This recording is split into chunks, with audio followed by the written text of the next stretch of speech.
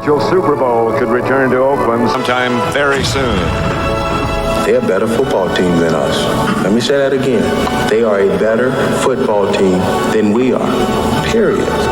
Physically and emotionally bruised last week, the Dallas Cowboys must now strive to overcome unexpected adversity and restore their confidence from that shocking defeat to the defending world champions. Today, two of the winningest franchises in NFL history square off. The Raiders and the Cowboys next.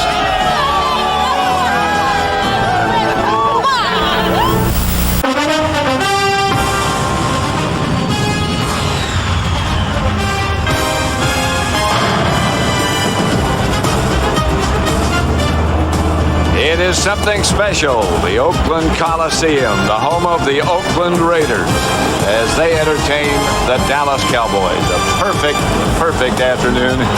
And I'll tell you, these fans are something else. Arriving here at the Oakland Coliseum, well, it makes you think that football is what it is and what it should be. And when John Madden, my colleague, got here, he got a special welcome. We want John! We want John! We want John! We want John! That man, good day, they did, and Rory Allen. You want John? We got John. John, it has to be a special feeling for you to be back. There's no place I'd rather be today than right here. And, you know, I always felt that this was the greatest place to play football in the United States. I know we had some of the best games here, some of the best players here, and I knew we had the greatest fans here. I never felt that football should have left Oakland, and I'll tell you, they're back where they belong. And the fans are certainly the most enthusiastic we've seen in a long time. Let's talk about the two teams involved, the Raiders, Cowboys. Both start with crippled quarterbacks. And I think, you know, I was watching Jeff Hostetler in the warm-ups, and, you know, he has a broken left hand, and he has a bad left shoulder. And when I was just watching, it looks like it's affecting his motion. Now, I don't know how many hits he's going to be able to take today. You can see when he throws, he's holding that left arm in close. I was watching Troy Aikman. Now, we know that Troy was injured last week against the San Francisco 49ers, didn't finish the game, practiced most of this week. I don't think the knee is still completely healthy. And I'll tell you what, when you have two quarterbacks like that, the biggest thing has to be pass protection and pass rush. John, confidence certainly is a very big factor in a game like this or any game. Who has the confidence edge? Well, I don't think the Cowboys have it, but I think they can get it back. And they were beaten by the 49ers last week. I think they not only lost in the field, but they also lost their confidence. Conversely, the Raiders have all kinds of confidence. They have never lost here in the Coliseum this year. They feel it, the fans feel it, and they are going to go after the Cowboys. And you can't help but feel it yourself, so get ready. Coming up, Dallas against Oakland. It's a Thanksgiving Day special. See Garth Brooks perform live on the #1 pregame show. Plus, the Minnesota Vikings face off against the Detroit Lions. On Fox. Be there. Please, please, please. It's a Fox NFL special. Thanksgiving Day, 12 noon Eastern, 9 Pacific. Hallmark and Fox present a world premiere motion picture. They seem like the perfect family. But beneath the lies... You are not dragging your brother down with you. ...is the shocking truth. You know what I see? The good one and the bad one. No! Susan Day, Sam Elliott, Blue River on the Fox Tuesday night movie. A secret train in its mysterious car. The silver and black is back. And back, well, it's unmatched anywhere else. The Oakland Raiders, and those of you who've been watching the Giants in Philadelphia, this is the Oakland Coliseum. Pat Summerall with John Madden, and fans here like nowhere else. They had to get up early or not go to bed at all. They get ready to get in a costume like that. The Raiders, Ismail. A yard deep in the end zone. A good kick by Chris Bonio for the Cowboys. Let's look at the Oakland offense. Led by Jeff Hostetler. Playing with a bad shoulder and a bad hand, but playing. Tough guy. Good offensive line in front of him. The three in the middle performing very, very well. Tim Brown Ismail, Derek Fenner, Harvey Williams, and Kerry Cash opens at tight end. Jeff Hostetler. First and 10 Raiders at their own 20. Hostetler to put it up. On first down to Tim Brown. Let's look at the Dallas defense. They were severely challenged last week against San Francisco. Haley and Tolbert, the defensive ends. Russell Maryland playing with a banged-up knee, as is Chad Hennings. Smith, Jones, and Dixon Edwards, the linebackers. Deion Sanders and Alundis Bryce, number 29, opening at cornerback. Darren Woodson. Number 21, of course, is Deion Sanders, facing Ismail. Harvey Williams. And a flag on the play deep in the backfield. Deion Sanders came up to make the tackle. And that's going to be holding against the Raiders. Holding. Number 88 on the offense. Penalty. Repeat second down. Kerry Cash. Good play by Deion Sanders. A good tackle by Deion Sanders. You know, that's one thing about Deion Sanders is they say that he doesn't tackle. It's not that he doesn't tackle. He doesn't miss tackles. But he's not in a position, because he's a cover guy, he doesn't get in position to have to tackle a lot because they don't throw at him or around him. But if he has to, he is a good tackler. If he has to be physical, he is a good physical player. Those of you who watch St. Louis and Atlanta, welcome to the Oakland Coliseum. Second and 17. This is the first offensive series of the game. And Hostetler back to throw it. Across the middle, Tim Brown. Cut down again around his knee, around his ankles. There was talk before the game if Deion Sanders was going to play against Tim Brown. Now, he's not. What he's doing is he is playing to the strong side. He is taking the outside receiver that's on the same side as the tight end. And in the play so far, that has been Rocket Ismail. And again, a welcome to those of you who've been watching other NFL games, particularly Atlanta and St. Louis. This is the Oakland Coliseum, the Raiders' first offensive effort of the day. 3 wide receivers. No score. It's 3rd and 6. Hostetler back to throw it. Chased into the pocket by Colbert. Knocked down by Brock Marion. Darrell Hobbs, the intended receiver.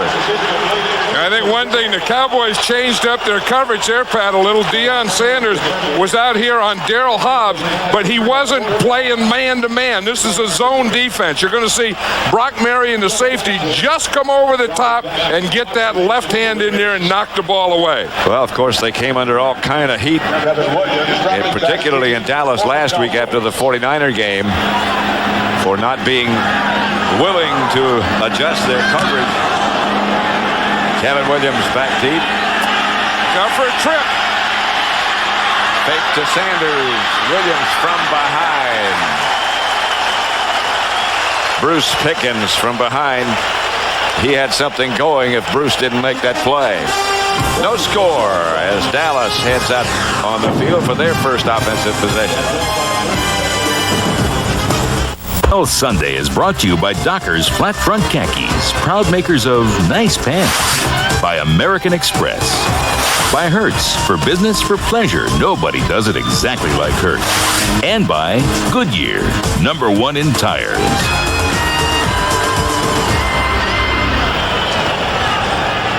Oakland's first offensive possession unrewarded. They had to punt. They got a holding penalty mixed in. Troy Aikman will lead the Dallas offense, playing with a bad left knee, but playing. If you're going to play quarterback, I heard you say last night, and we were talking last night, if you're going to play quarterback in this league and not miss any games, you're going to have to play hurt. Yeah, and the officials do too, I guess. Yeah, but then, you know, and the great ones do. I mean, there's no way that these quarterbacks can take the pounding that they have to take and then miss games. Well, while we have a moment, let's check out the lineups. Aikman, as we said, the quarterback. The book on him up front, that massive offensive line. Tuane Newton, Donaldson playing. Larry Allen and Eric Williams. Emmitt Smith, Darrell Johnston. Kevin Williams, Michael Irvin wide. Jay Novacek, the tight end. Dallas will take over 1st and 10 at their own 35. And the officials are going one short. That is Tom Barnes they're working on now. So they'll be working one short until they can get him ready to go again. Howard Rowe is the referee. Novacek was on the move. Aikman back to throw it. Swings it out to Emmitt Smith, incomplete. Let's have a look at the Oakland defense. They're playing very well.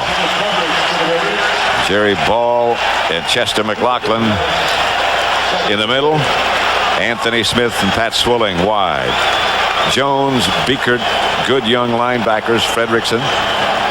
Secondary, Albert Lewis, Eddie Anderson back. Derek Hoskins and Terry McDaniel.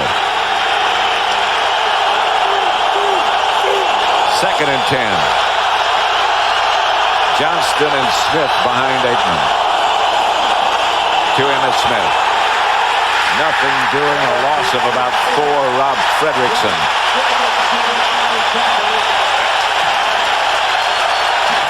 You know, one thing about this field, Pat, I've played here for so many years, the field is below sea level, so it's always going to be wet and heavy. The Cowboys have just figured that out. So what happens, you have to put on a longer cleat. And I think on the Cowboys sideline, they don't know that. They're figuring it out now, or their defense has, and I think we're going to see that all day. 3rd and 15. Smith lost 5. Aikman back to throw. Blitz coming. Aikman going deep to Irvin. Incomplete.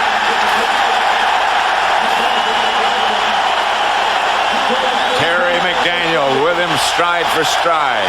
That's one thing that the Raiders have. They have great corners. Terry McDaniel is a great corner. He didn't get a bump. He just runs all the way with Michael Irvin. In fact, the way Michael Irvin looks here at the end, he thinks that Terry McDaniel intercepts that ball. In fact, it was in Terry McDaniel's hands more than it was Michael Irvin's hands. They are going to be tough to beat anywhere, let alone deep, these two Raider corners. John Kent back to punt it. Tim Brown, dangerous, back to return it. He's out of the pack is Tim Brown. Here comes Jet over. Made him cut back, but a good return by Tim Brown. David Lang made the stop. Tim Brown, none better, no score, but the Raiders take over in good shape. Back at the Oakland Coliseum, Pat Summerall, John Madden, sold out, packed house, in fact, for the Cowboys visit. 3 wide receivers for the Raiders. 1st and 10 in Dallas territory. Hostetler on the reverse to Ismail. Slipped down at the 30, a flag on the play. There's a penalty flag at the 37-yard line.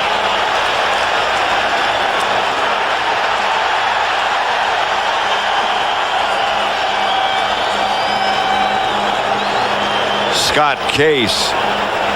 You know, involved in a little fracas at the end.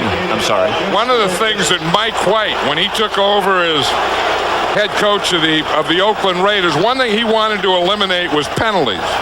And early they kind of did, but they're coming back, and that's still one of the big problems with this Raider team. Howard Rowe. Holding. Number 81 on the offense. Tim Brown. 10-yard penalty. Repeat 1st down. We're still an official short. Yeah, that's Tom Barnes. And you see, there are 7 officials. And Tom Barnes was a line judge, so he would have been in this position here.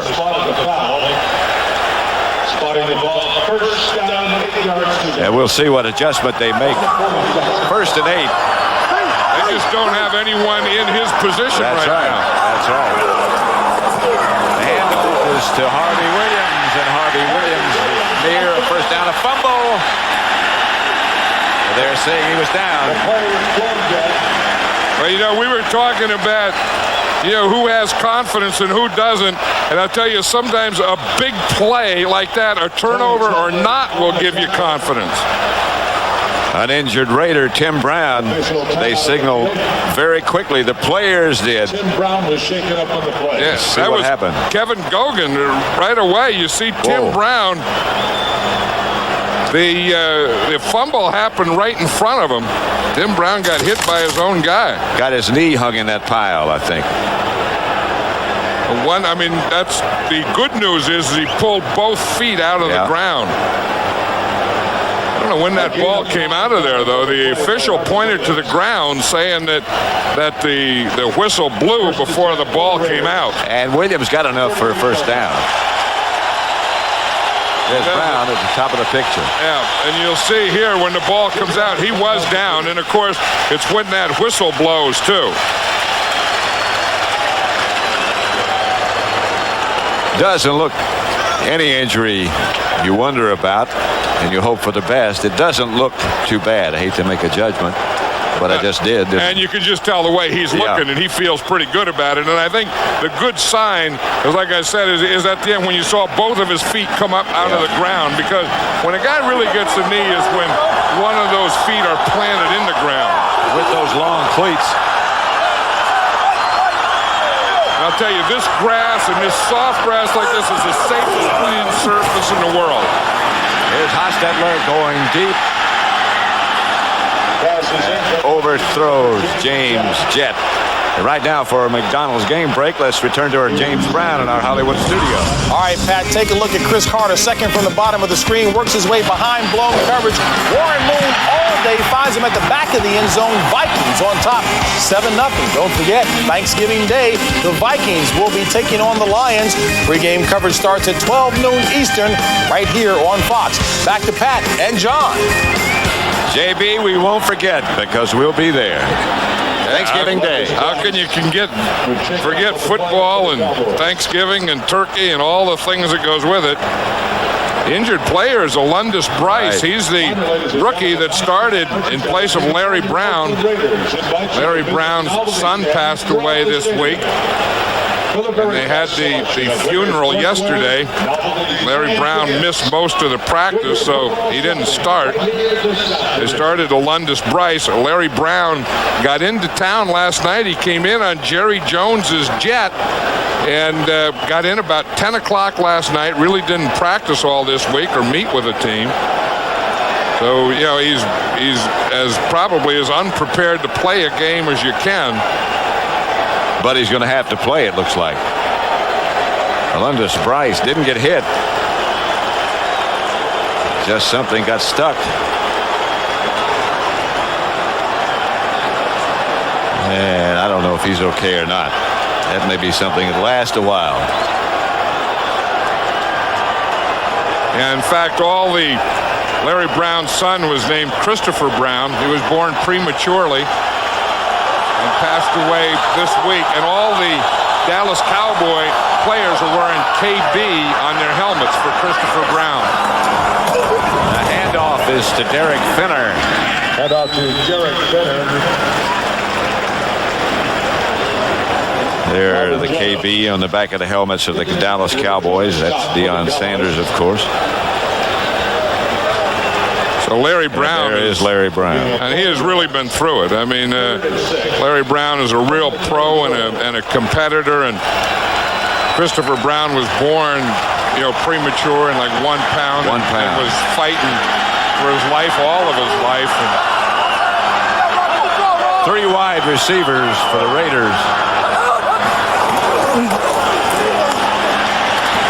Wide open is Darryl Hobbs. Will get a first down. I think that's what the Raiders are trying to do. They're trying to figure out where Deion is going to play and then run him out of an area and then come across and work those zones, work those underneath guys. And you see, they just crossed on that one. Hobbs was the second guy crossing. Now, you see, when you come on a cross, those underneath guys have to figure out what they're going to do. They have to redirect. They redirected one, but they didn't redirect Hobbs. Harvey Williams. On first down, sweeps right, gets about 5. Well, you talk about a guy who's having a big year, who's really made a difference in this Oakland Raider team. It's Harvey Williams. And the way that, he is running with the ball, you see he's already gained 767 yards.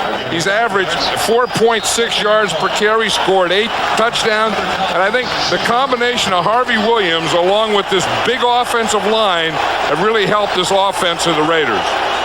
Robert Jones injured on the last play, down and being checked. Yeah, this has been Robert Jones looks like it's that groin area. One thing, I said that this is a safe field. It is, because it's very heavy and it's a little slick. Now, one thing, when it is slick, your cleats aren't going to stay in the ground, and sometimes when they do come out of the ground, the area that you do injure is that groin area. So you'll have more groin pulls on a field like this, but I think you have less of the serious type, knee injuries, ankle injuries, those types of things. Robert Jones is the guy you don't think about being hurt for some reason, because he's been so durable since he's been the middle linebacker and played just every down that they've asked him to play. So on this drive, the Cowboys have lost Alundis Bryce, their starting corner today, and Robert Jones, their starting middle linebacker today. 2nd and 5. 2 tight ends. Harvey Williams hammers down to about the 15 for another Raider first down. You see, he gets right in there behind big old Kevin Gogan. Remember Kevin Gogan, 6'7", 330-pound right guard, number 66. You see, he's going to get right in there behind that right side. You see, scrubbing that Gogan.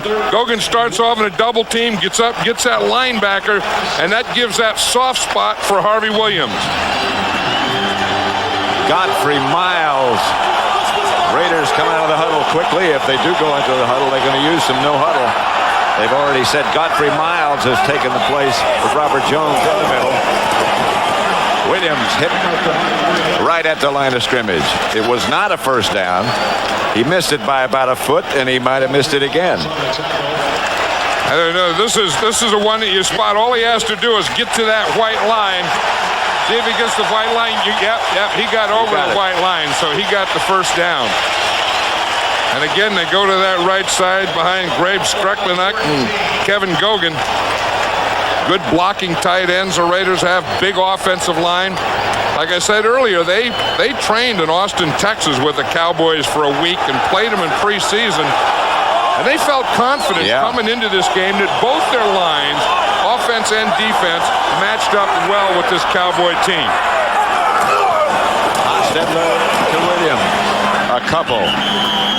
As he ducked underneath Tony Tolbert.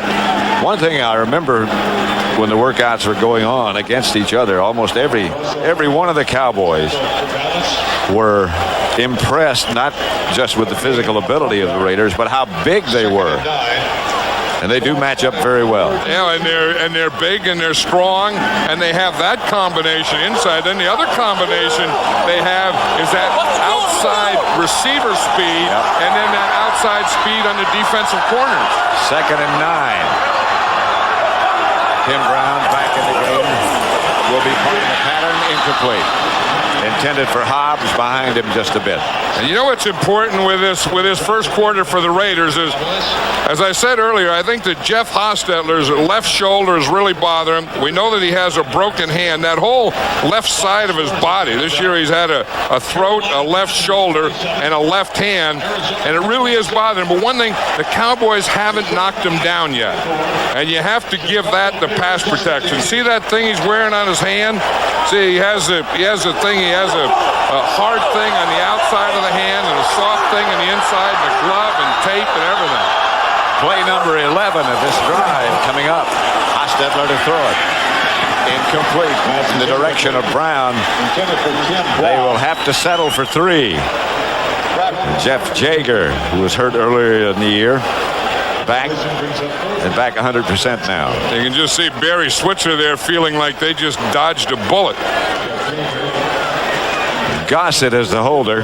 Mike White's thinking that when you get down there, you have to get it in the end zone. You can't use a lot of threes when you play an explosive team like the Dallas Cowboys. This will be 31 yards away. And the field goal is pulled. Not good. The worst case is you get nothing. Yeah, he really dodged it. Nothing score as the Cowboys take over.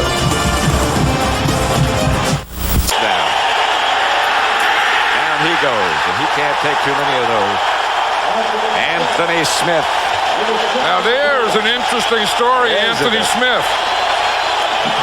Now you're going to see Anthony Smith down here, and he's down in the bottom. He's working against Mark Tuinei. He starts in, gets his hands up, and then when Aikman steps up, he just comes underneath Tuinei. Actually, protection was not that bad. It wasn't bad. But you see, you have a big guy in the middle. You have Chester McLaughlin and Jerry Ball there, where it's hard to step up because they're all going to be there. Emmitt Smith. Right side, not much. I was saying that Anthony Smith was an interesting story, Pat, as he practiced on Wednesday, came to a meeting Thursday morning, then left, and they didn't find him.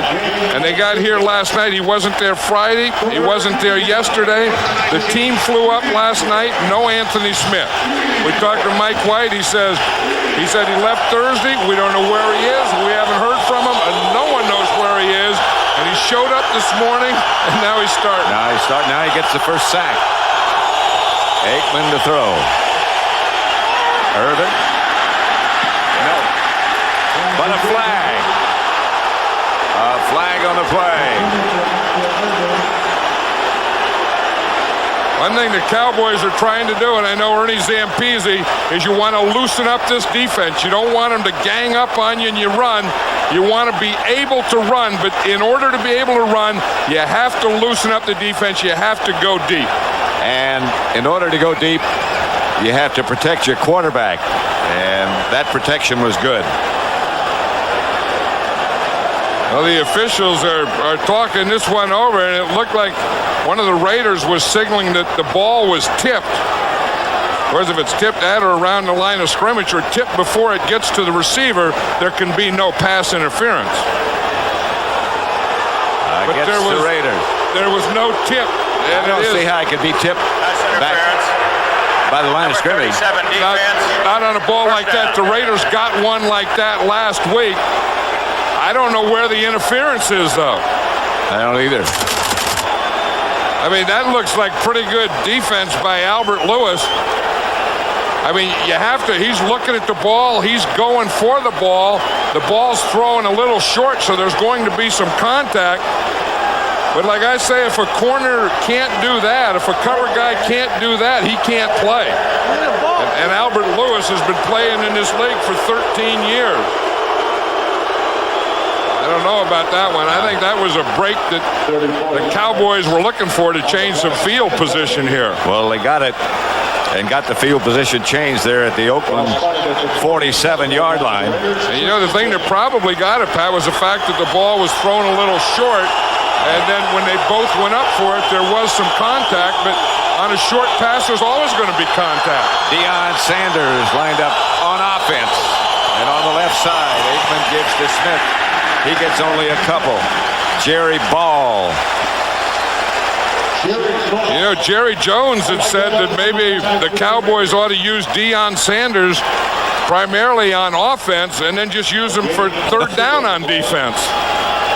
I don't think that's going to happen. No, I don't think that's going to happen either. Deion Sanders is too good a defensive player, but Jerry Jones has $35 million invested in that deal, and he wants to see a little more of it.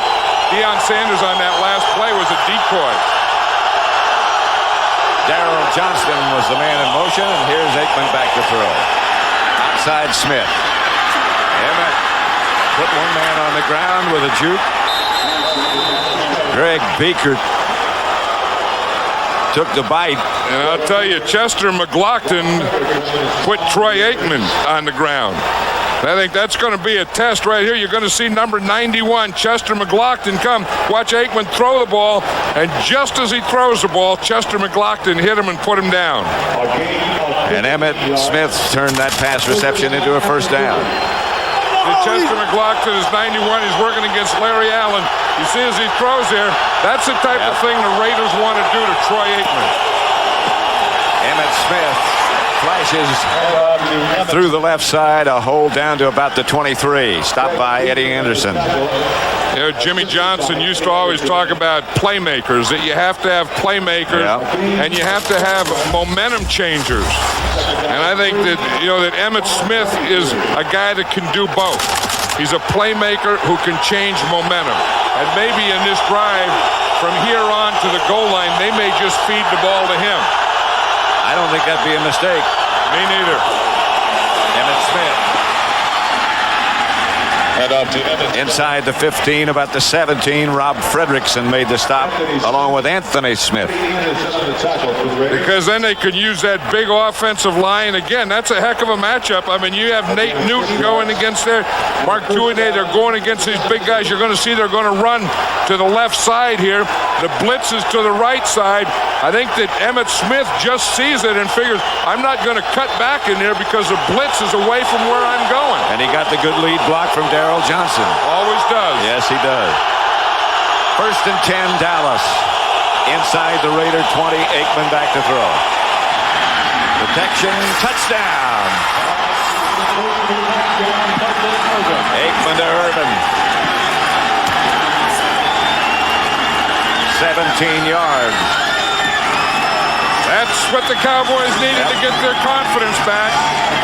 Michael Irvin running a post pattern out there on Terry McDaniel. Again, I said that Terry McDaniel, one of the best corners in football, but Michael Irvin also one of the best receivers in football. Aikman just barely got rid of the ball. Yeah, but he made a perfect throw there. Yes, he did. I tell you, and that was a good pattern by Michael Irvin because he really beat Terry McDaniel. Bonio's extra point is good. Irvin is the first Cowboy wide receiver ever to accumulate 8,000 yards. With that, he has 8,012. That was a 17-yard touchdown. Michael Irvin, who just put the Cowboys ahead, and that's what I was telling you about a minute ago. 8,012 receiving yards. He's the first Cowboy receiver ever to have more than 8,000. Talking with his receiver coach over at Alexander. And you know, I still think he's unhappy about last week's game against the 49ers. That one really knocked the heck out of all the Cowboys, but I think Michael Irvin probably took it harder or longer than anyone else. Napoleon Kaufman. Dragged down by Robert Bailey. Let's watch this move here, Pat, of Michael Irvin. See, he's on Terry McDaniel, and right there, you see how he gets him going outside there, and you see what Terry McDaniel does? Just enough there to hold him right there. That lets him get to the inside and get that post pattern. But those couple steps out, that put McDaniel a couple steps out, and he kind of squatted down there, and then when he did, Michael Irvin was able to take that inside, and Troy Aikman made a perfect throw to him.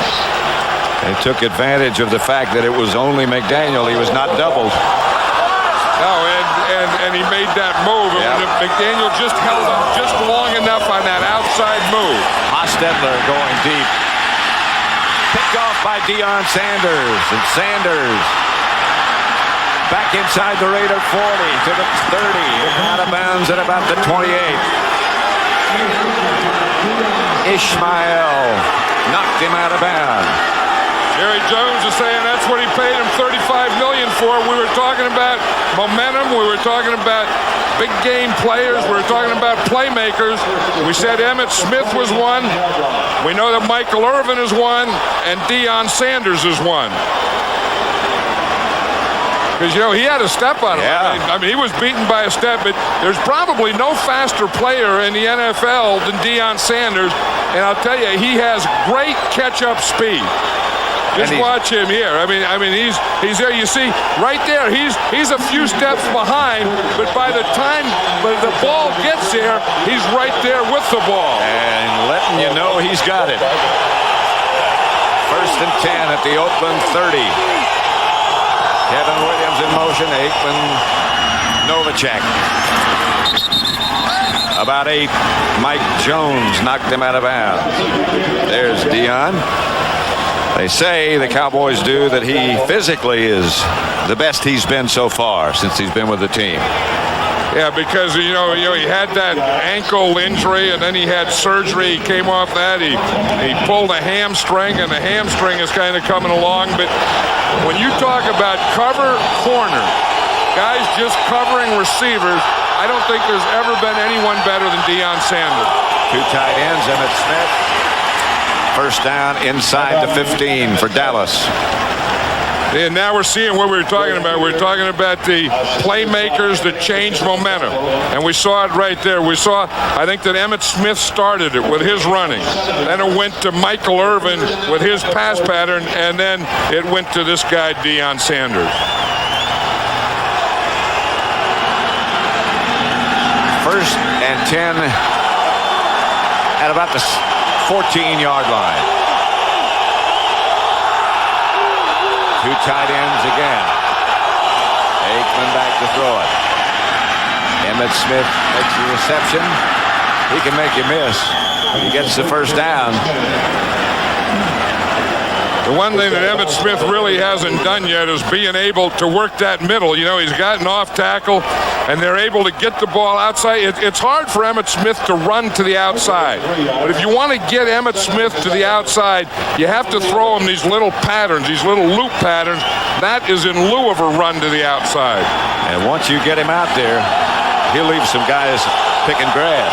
You better have him very close to the sideline like the Raiders did on that play. Here's Emmett again.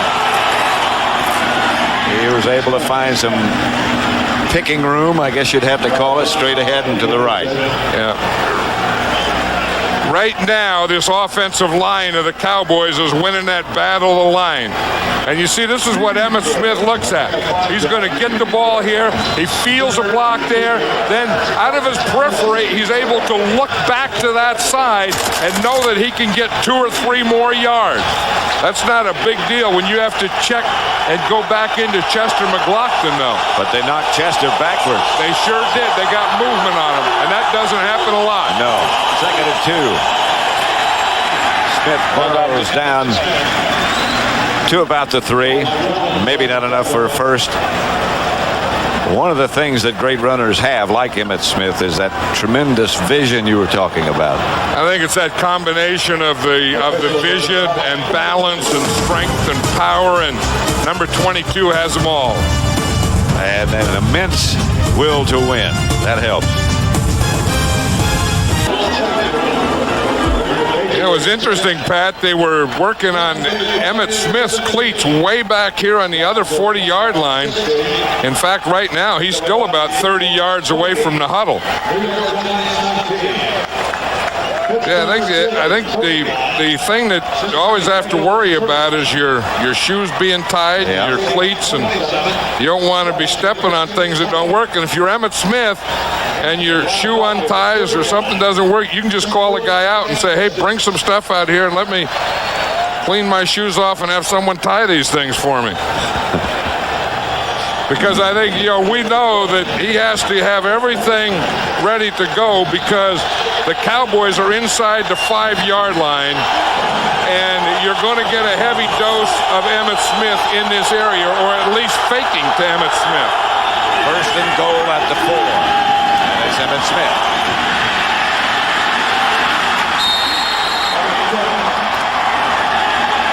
Whatever they did, it worked on those shoes. Maybe it's the feet that's in the shoes or the body that's on top of the feet. I think that has something to do with it.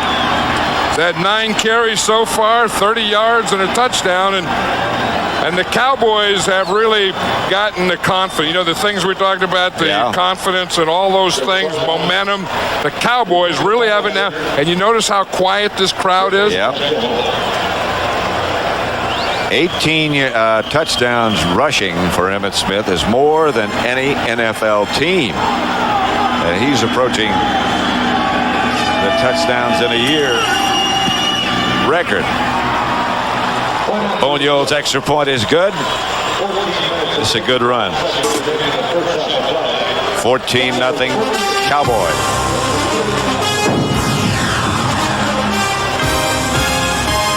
California.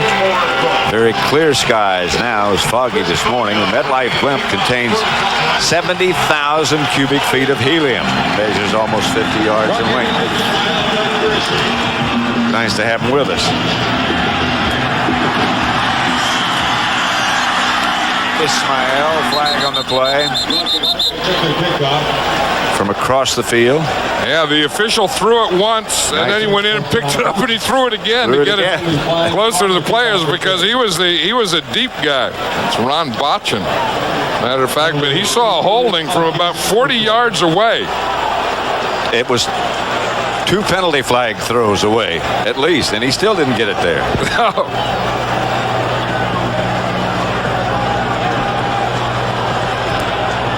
I remember Ron Botchin when he was a coach. Number 53. Where'd he coach? On the return team. 10-yard penalty. First down. He coached junior college down in Los Angeles, and even before that, I remember Ron Botchin when he played. He played for the Chargers. Yeah, that's a big thing that, we talked about Mike White and the Raiders and what they wanted to avoid, not only today, but all season, and they haven't been able to. Williams, nothing doing. Now for our McDonald's game break, let's return to James Brown in Hollywood. Pat Warren Moon turned 39 yesterday, celebrating nicely today. Here tossing his second touchdown of the afternoon. This one to Amp Lee, and the Vikings are leading 17-0 over the Saints in the second. Back to Pat Summerall and John Madden. Back at the sold-out Oakland Coliseum, Raider ball second and 8. 3 wide receivers.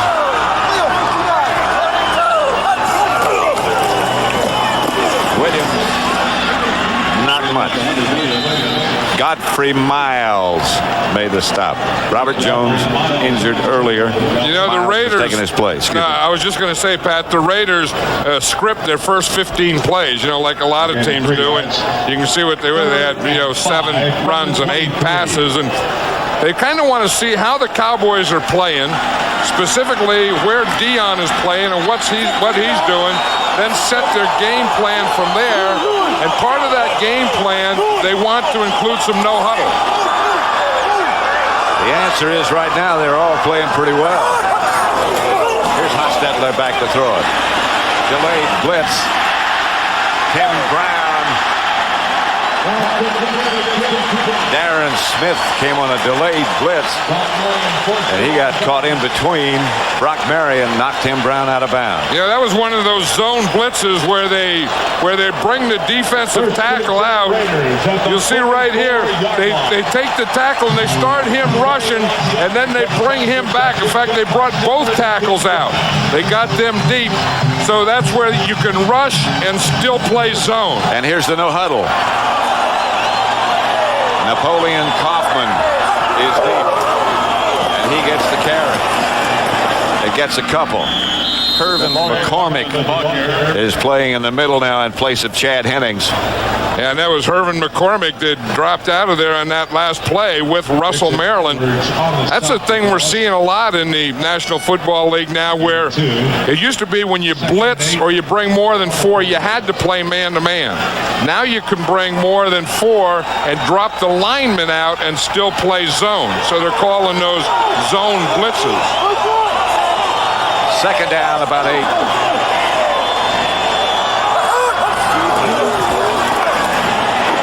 Here's Hostetler.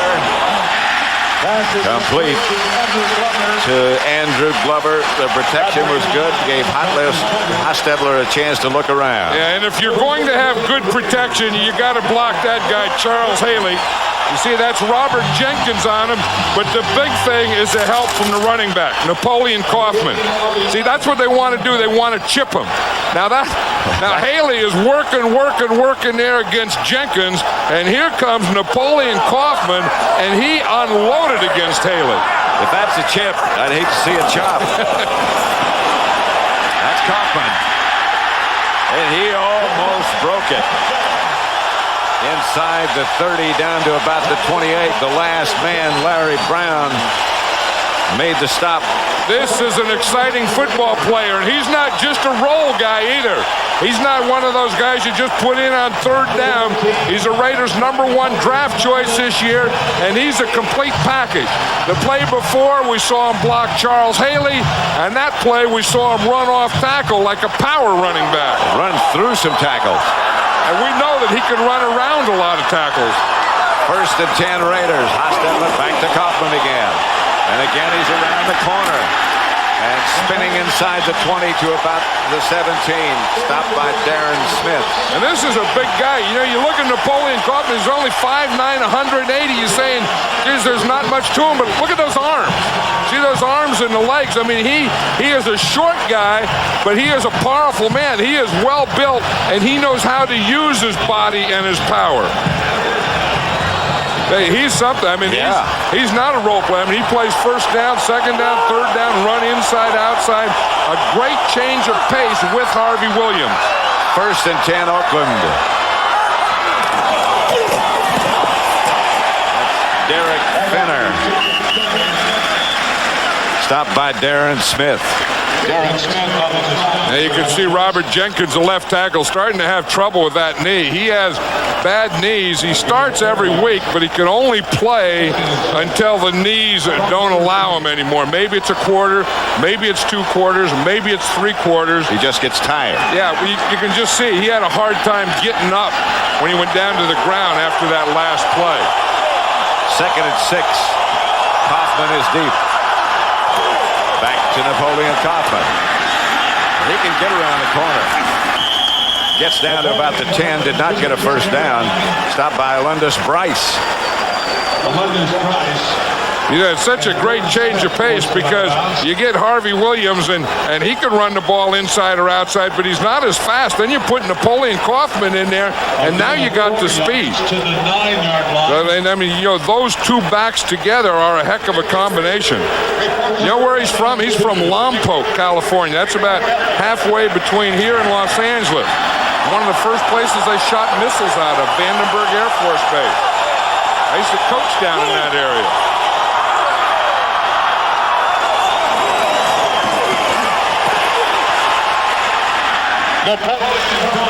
Napoleon Kaufman again inside the 10. The Cowboys had a shot at him in the backfield. He cut back. Jim Swans. Darren Woodson converged to bring him down. And that's what we were talking about, Napoleon Kaufman being an every down back. He's coming out now, but he did his job. I mean, we talk about, players and make plays. We talk about guys that can change momentum. The Raiders put Napoleon Kaufman in there, and he made plays and got the momentum back in the Raiders' favor. Williams has replaced him now. It's 4th and 1. Hostetler says, I don't like what I see, and called a timeout. That's the Raiders' first. They'll have 2 left. 14-0 Dallas. Back at the Oakland Coliseum. Pat Summerall with John Madden, who was given a hero's welcome when we arrived this morning. Deservedly so. 2 tight ends for the Raiders. 4th and 1. Harvey Williams is deep. Finner in front of him. Got the first. I was going to say that would have been a great place for a play pass. Yeah, I think they would have just walked one in there. The Cowboys, were up there. They were playing that 4th down run, and if you would have just faked to Harvey Williams, I think it would have been a real easy touchdown. That's Mike White. Of course, that's a lot easier for me to say up here than it was when I was down there in those sidelines. That's one of the reasons you went up here, right? Although I did I used to have a play. I know what the play would be. I'd call fake trap 32 bootleg left U corner. That's what I would have called. But then I had Kenny Stabler, bootlegging to the left, and Dave Casper running the corner, and that wouldn't have been a bad combination. Would you have called a timeout? No, I wouldn't have called a timeout. I would have just automatically called the play. And Stabler knew that. I always wanted to save timeouts until the last 2 minutes of the half and the last 2 minutes of the game. I'd rather do anything. I'd rather sometimes take a penalty than use a timeout before the end of the half or the end of the game. Barry Switzer can feel. We were talking about momentum and how the Cowboys got it, and then how the Raiders, Napoleon Kaufman came in and really changed it. The Raiders go 3 wide receivers. Hostetler gives to Williams. The play looked like almost a busted play, but it's a touchdown for the Oakland Raiders. 7 yards away from Harvey Williams.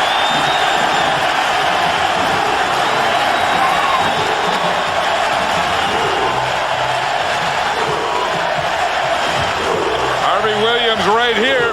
You see him here. He's the only back in the backfield, and it's a form of a counter tray. Exactly. But he's on the same side that the counter is going to come from, because the blockers come from the offside.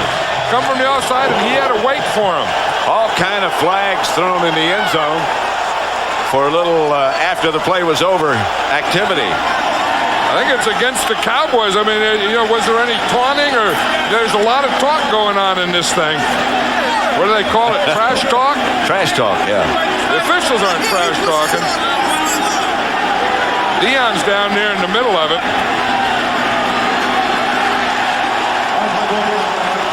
That's sportsmanlike conduct, I'm sure. That's sportsmanlike conduct on number 25 on a defense.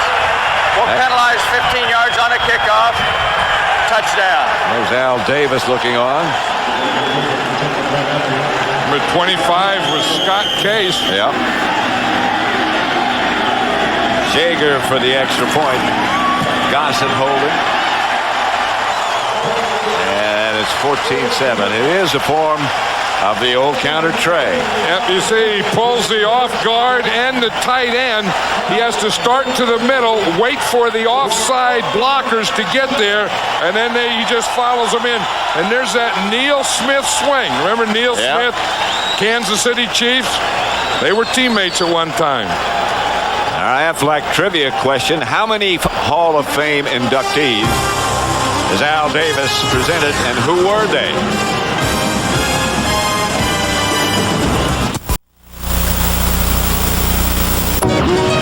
They seem like the perfect family, but beneath the lies, beneath the secrets, lies the shocking truth. Hallmark Entertainment and Fox present a world premiere motion picture, Susan Day and Sam Elliott star in Blue River on a Fox Tuesday night movie.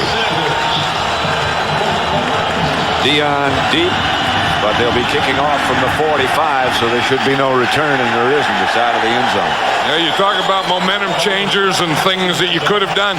That wouldn't have been a bad time for an onside kick, because Scott Case was penalized, so they got 15 yards that go on the kick. So you're kicking the ball off from the 45.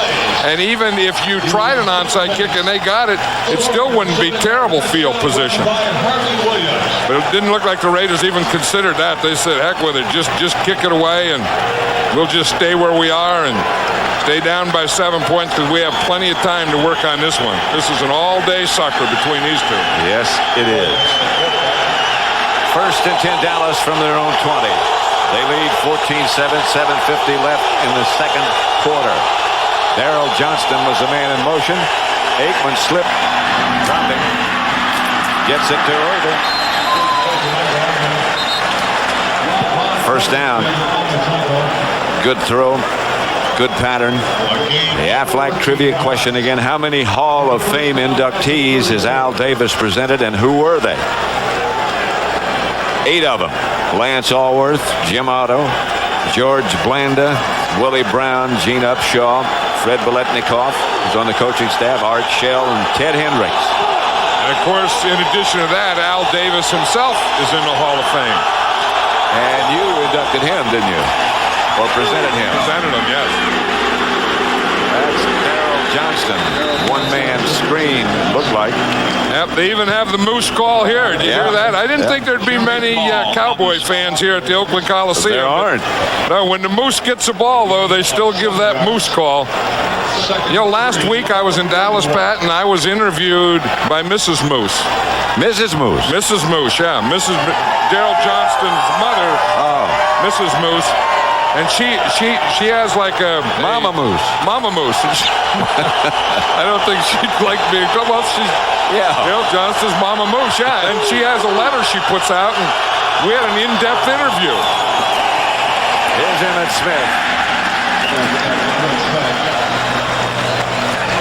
And she's really nice. And then I went outside, and then as we went outside the locker room, then Mr. Moose was waiting for us. So Mrs. Moose and Mr. Moose got in the car, and they left. And then Moose the next day thanked me for being. I said I enjoyed it. That was my pleasure being interviewed by Mrs. Moose. In depth, huh? In depth interview. Yeah, I mean it was a sit down, long talk. She had the questions written out, the answers, and I gave the answers. And well, I interviewed the real Moose last week, and he's a nice guy too. Who's the real Moose? Well, that's number 48. Oh, him. No, I'm talking about his mother and dad. Yeah, I knew what you were talking about. But if it weren't for Mr. and Mrs. Moose, there wouldn't be no real Moose. I think you're probably right. Prior to the snap, we got a false start on number 73 offense. 5-yard penalty. False start on Larry Allen. Yeah, here's Larry Allen right here. He's a second-year guy who's having a heck of a year. You see, he just got off there a little early, but he's from Sonoma State. That's not far. It's only about 50 miles from here. And I think that he's turning into one of the best guards in the league. In fact, if I had to pick one and say who's the best guard in the league, I might take Larry Allen.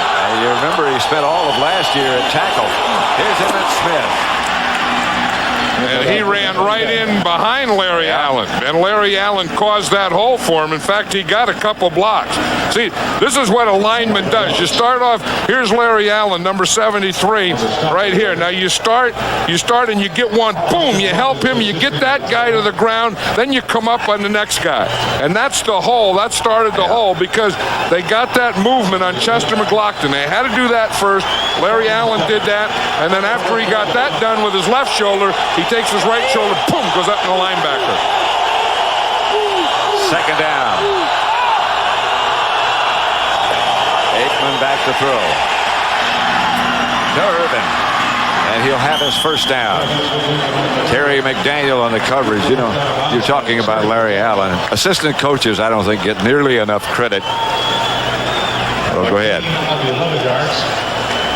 Here again, I think that Michael Irvin is really working Terry McDaniel out here. I think he has his number. Yeah, I think so. He has Terry McDaniel turned about every way you can go. Michael Irvin knows it, and more importantly, Troy Aikman knows it because he was watching Michael Irvin all the way. They got the first down, and they give the ball to Emmett Smith, and he gets only a couple of flag on the play. Chester McLaughlin made the tackle. I just started to say I don't think assistant coaches get enough credit, but the guy who coaches this Dallas offensive line, I think, is one of the best in the business, Hudson Houck. And I agree with that. I've known Hudson Houck for years. In fact, we were talking yesterday that offsides, number 93 defense, 5-yard penalty, repeat first down. That's Jerry Ball. But Hudson Houck was coaching up here at Stanford. John Robinson was coaching with me, and he got the job at USC. And Hudson Houck was interviewed here by John Robinson to coach with him the next year at USC. And you're still mad at Robinson. Yeah, I am for doing that. Aikman, Irvin at the 23 of Oakland. And you see what they just took Terry McDaniel over on the other side. Michael Irvin over on this side now, again working against Terry McDaniel, who's off, and he just runs it out there. And it looks like every time Michael Irvin makes a cut, Terry McDaniel slips. And you'd think it should be the opposite, right, that Michael Irvin, not knowing this field, ought to be the guy that is slipping. But that's the third or fourth time that Terry McDaniel has slipped in this first half. With that catch, Michael Irvin just set another new Cowboy record. Here's Emmett Smith left side, and he is hammered, and the ball came loose, and the Raiders got it. Anthony Smith, whoa, was hurt. Emmett Smith was belted. Anthony Smith was the guy that was at practice Wednesday, at the meeting Thursday. They couldn't find until this morning, and he comes up with his second big play in this half. Smith really took a hit, and the ball came flying out. And Eric Metcalf headline the day's marquee matchups. Next Sunday, coverage begins 12 noon Eastern, 9 Pacific.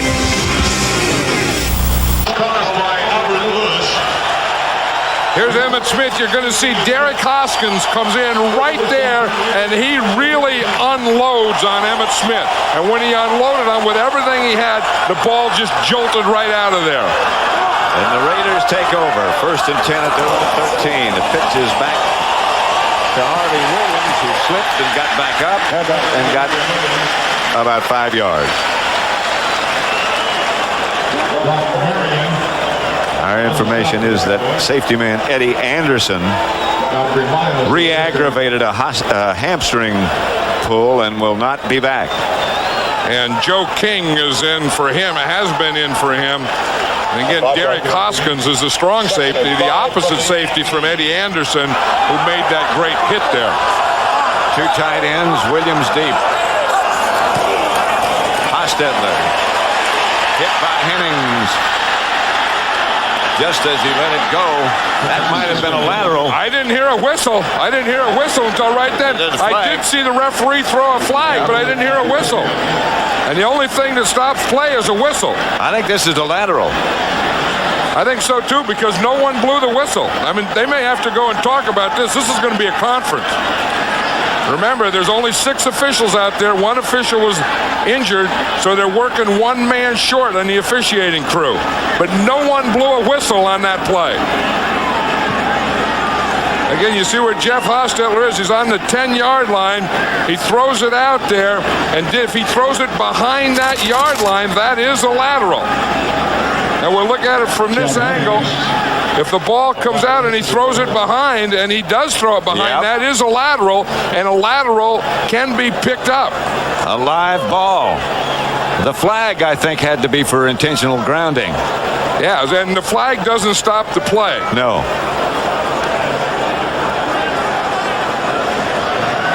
After a conference on the field, there is no intentional grounding. The ruling is a backward pass and out of bounds. 3rd down. So it was a backward pass. It was a lateral. Yeah, it was a lateral, but the Cowboys didn't pick it up, so the ball went out of bounds. So no one got control of that backward pass or lateral until the ball got out of bounds, or after the ball got out of bounds. And the last person to have control, of course, was Hostetler. Again, and you're going to see that ball come out. Now, it's a lateral. Now, the Cowboys can pick this up if they can get to it before it gets out of bounds. Nope, they just knocked it out of bounds. No one had control before the ball goes out of bounds. So the ball should be spotted at the point it went out of bounds. Right. Raiders ball. That should be 3rd down. They're still in another conference. Alundis Bryce. Again, being a rookie, Alundis Bryce, you wonder if he knows the rule that is a live ball and that he could have recovered it. Tim Brown took off after it. He knew. Alundis Bryce looked like he was trying to defend against Tim Brown rather than go for it himself. Because again, if he would have picked that up, that would have been the Cowboys' ball right there. Yeah, well, they've done exactly what you said. They moved it back to where it went out of bounds. 3rd and 19 for the Raiders back there. 2:53 left to play in the first half. 2:50, call it. 3rd down. Long count. Hostetler in the end zone. Haley almost had him. Pass is incomplete. A flag on the play. Deion Sanders was the cover man. James Jett, the intended receiver. Haley just missed. Back in the end zone. James Jett, of course, the fastest of the Raiders. Deion Sanders, the fastest of the Cowboys. That was a track meet going down the sideline. And it's against Deion. That'll get him out of the hole. You see James Jett there. Deion Sanders has the hand on him right there. You see the hand on his right arm holding him back. Deion's left arm. That's what they call pass interference.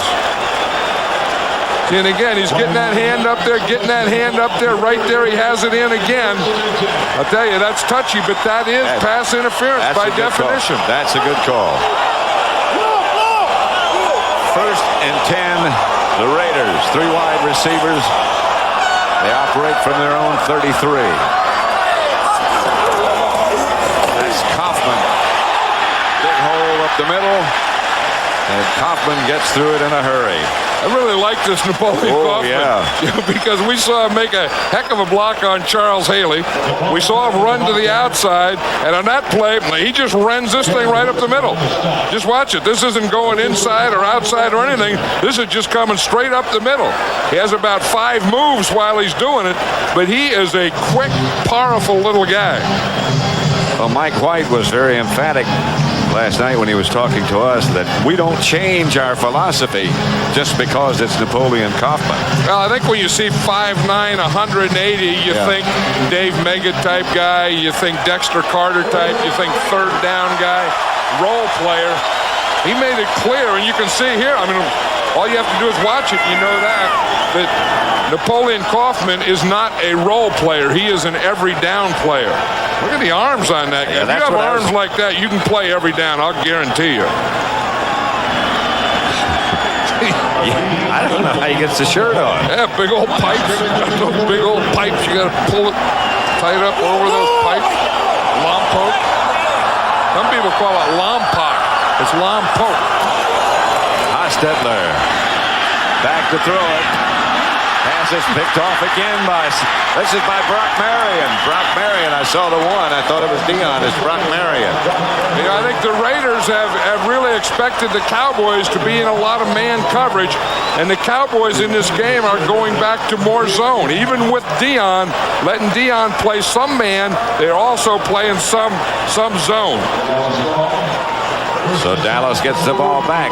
And you just see what the zone looks like, Pat. You can see that they're going to rotate up here on this side. We can just stop it here. You see, this is the zone. See, they're rotating here. Here's the safety. They're playing this zone. All these guys are playing zone underneath. They're not playing man-to-man. And Brock Marion is just sitting right there in the middle. The intended receiver for the Raiders fell down again. You know, it's ironic, but the Raider players have slipped more on this field today than the Cowboys. Aikman to throw. Going deep for Irvin. And Michael Irvin comes back to throw it. And gets a first down at the 16. Pass was short. Irvin came back, made the adjustment, and got it. Yeah, one thing, Michael Irvin was really frustrated last week. For all intents and purposes, he only caught one pass. Here he is out here. Again, and you see it's just a little stop and go. The ball is stopped, is thrown short. Michael Irvin makes a great adjustment on the ball. And again, the Raider defender slipped. 36-yard gain. Special appearance on America's #1 pregame show, followed by a crucial NFC Central matchup as the Vikings battle the Lions. Coverage begins at noon Eastern, 9 a.m. Pacific. Check your local listings for the game and time in your area. John and I will be in Detroit. I'm leaving tonight. Screen pass to Novacek. Chased down by Chester McLaughlin. And one thing, this Cowboy line has done a pretty good job of protecting Troy Aikman because, as I said earlier, I didn't feel that his knee is completely healthy. And the thing that when you have a quarterback and he's not completely healthy, I don't think either one of these quarterbacks are today, but they need good pass protection. They can't be beaten around. Deion Sanders on offense. Lined up to Aikman's left. Reverse. Nothing doing for Deion. Rob Fredrickson. Did you see when Rob Fredrickson hit him? Yeah. He stopped. Deion was trying to keep his feet going, and the feet were just going. It wasn't going anywhere. But that's a linebacker hitting the guy. Watch when Fredrickson hits him. It's going to be a reverse out here to this side, to the right of the screen. Fredrickson sees it right now. Now watch Deion's feet when he hits him. I mean, both feet, the cleats, all the cleats just come out of the ground. Look, he has no cleats in the ground anymore. If you don't have any cleats, you don't have any feet in the ground. If you don't have any feet in the ground, you can't keep going where you were going. We'll have to wait for the next dance. That is the definition of a decleater. I mean, he just hit him and boom, he knocked both feet straight up in the air. And then the ball angered him. Well, I'm sure the defenses think I've heard enough about Deion. Yeah. Deion this, Deion that, Deion dance. Deion's not going to do it to me. Not going to dance when I got a shot. Yeah, that's the problem with playing offense. On defense, you can do the hit, and on offense, all those guys that want to get you can get you. Yeah. Legally. Linebackers have that goofy look in their eye. They walk around like that and say, put them on offense, let me get a hold of them. I'll show you what $35 million is. You become a target. You become a marked man. Linebackers and special team guys live in a different zone. Well, they're all goofy. Here's Aikman.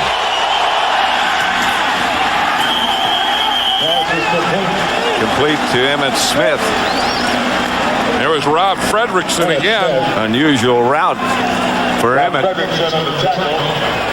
I think that they're trying to get things underneath that here, and the guy that I usually get it underneath to is Jay Novacek or the Moose, but on this case they're running a pattern out there to Emmitt Smith, and I think they probably liked having Rod Fredrickson on him, but the thing is you have to run your pattern enough. If it's complete, you have to get a first down. Fredrickson made a heck of a play by tackling him before he got to the first down. That's 2 plays in a row by Fredrickson. Bonio for the field goal. And he is good, and it's 17-7. From 26 yards away, Chris Bonio, who's having a fine year, puts the Cowboys ahead by 10.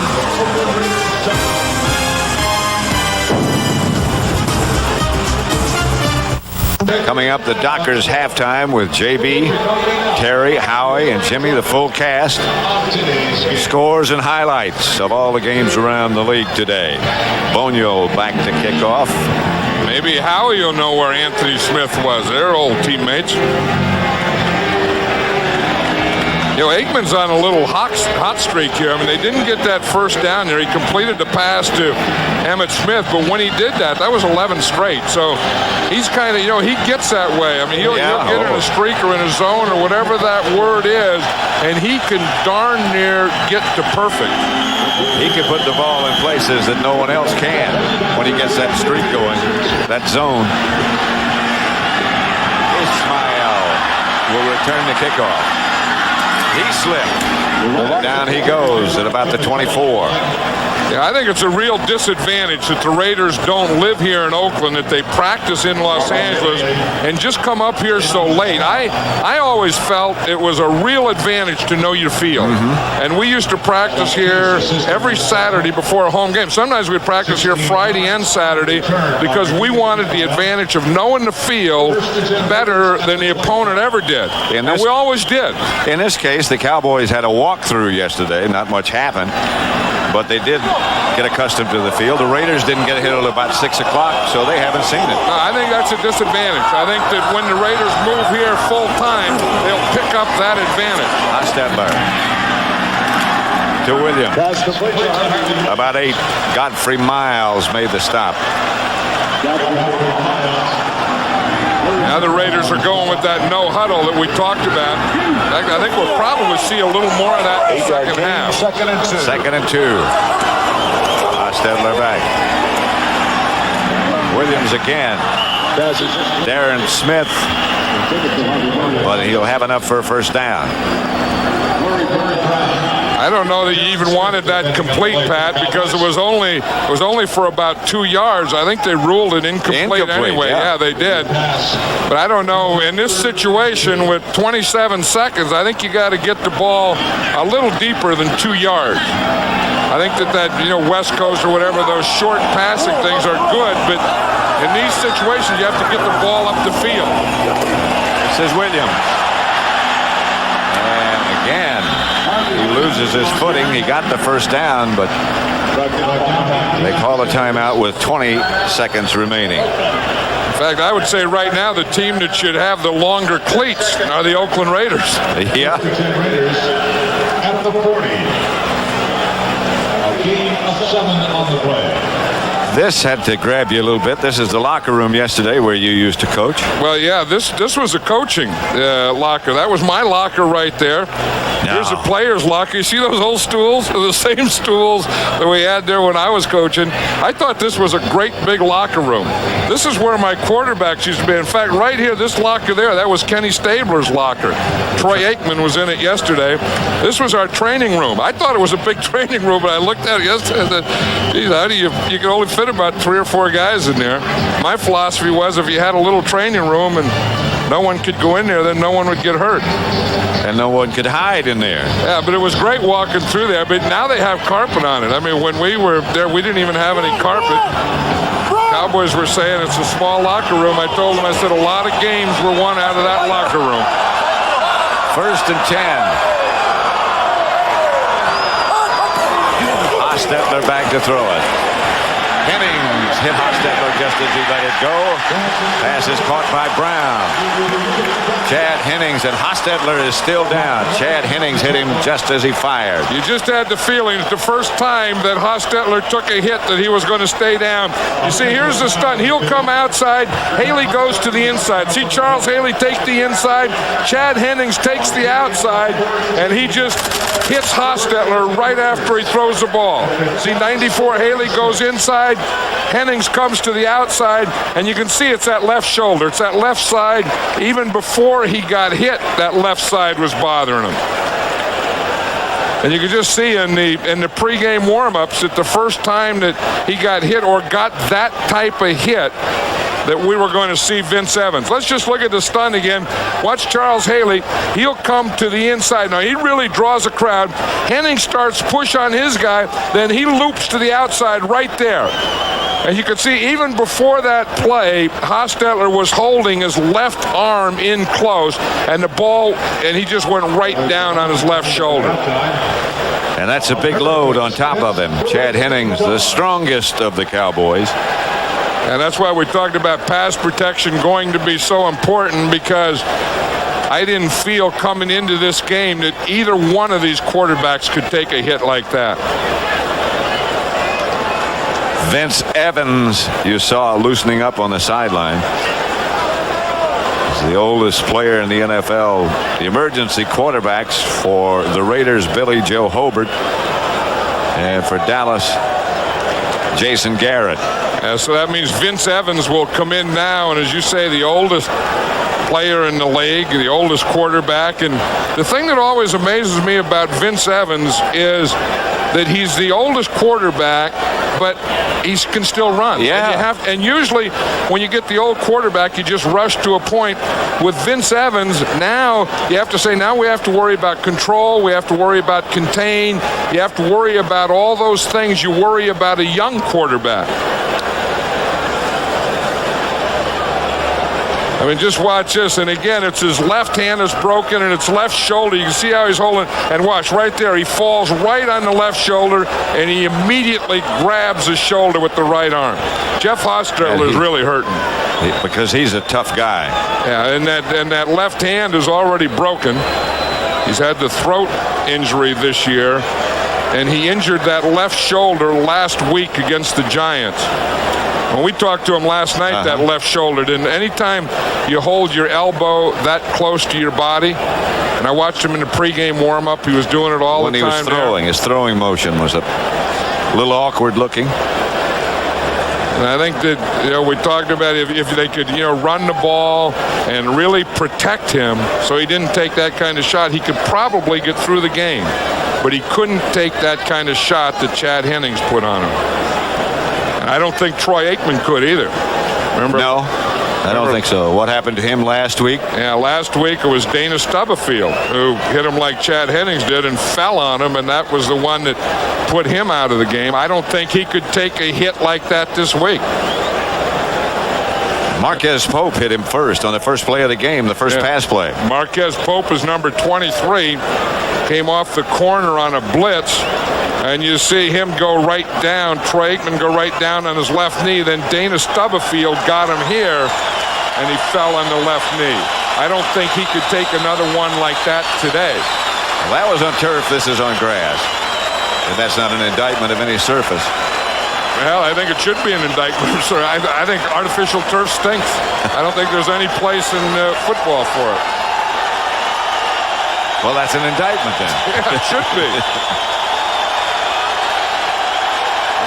They're cheering Jeff Hostetler, but they love Vince Evans here, too. And again, as you pointed out earlier, the amazing thing about Vince Evans is he can still run. And he's a change of pace. Yep. I mean, when Vince Evans goes back there, you have no idea. I mean, he may run with it, throw it anywhere, run and throw it, do any of those things. Evans back to throw it, but he can still run. And Hennings came off the block to cut him down. No huddle offense. They might get off another play, maybe not.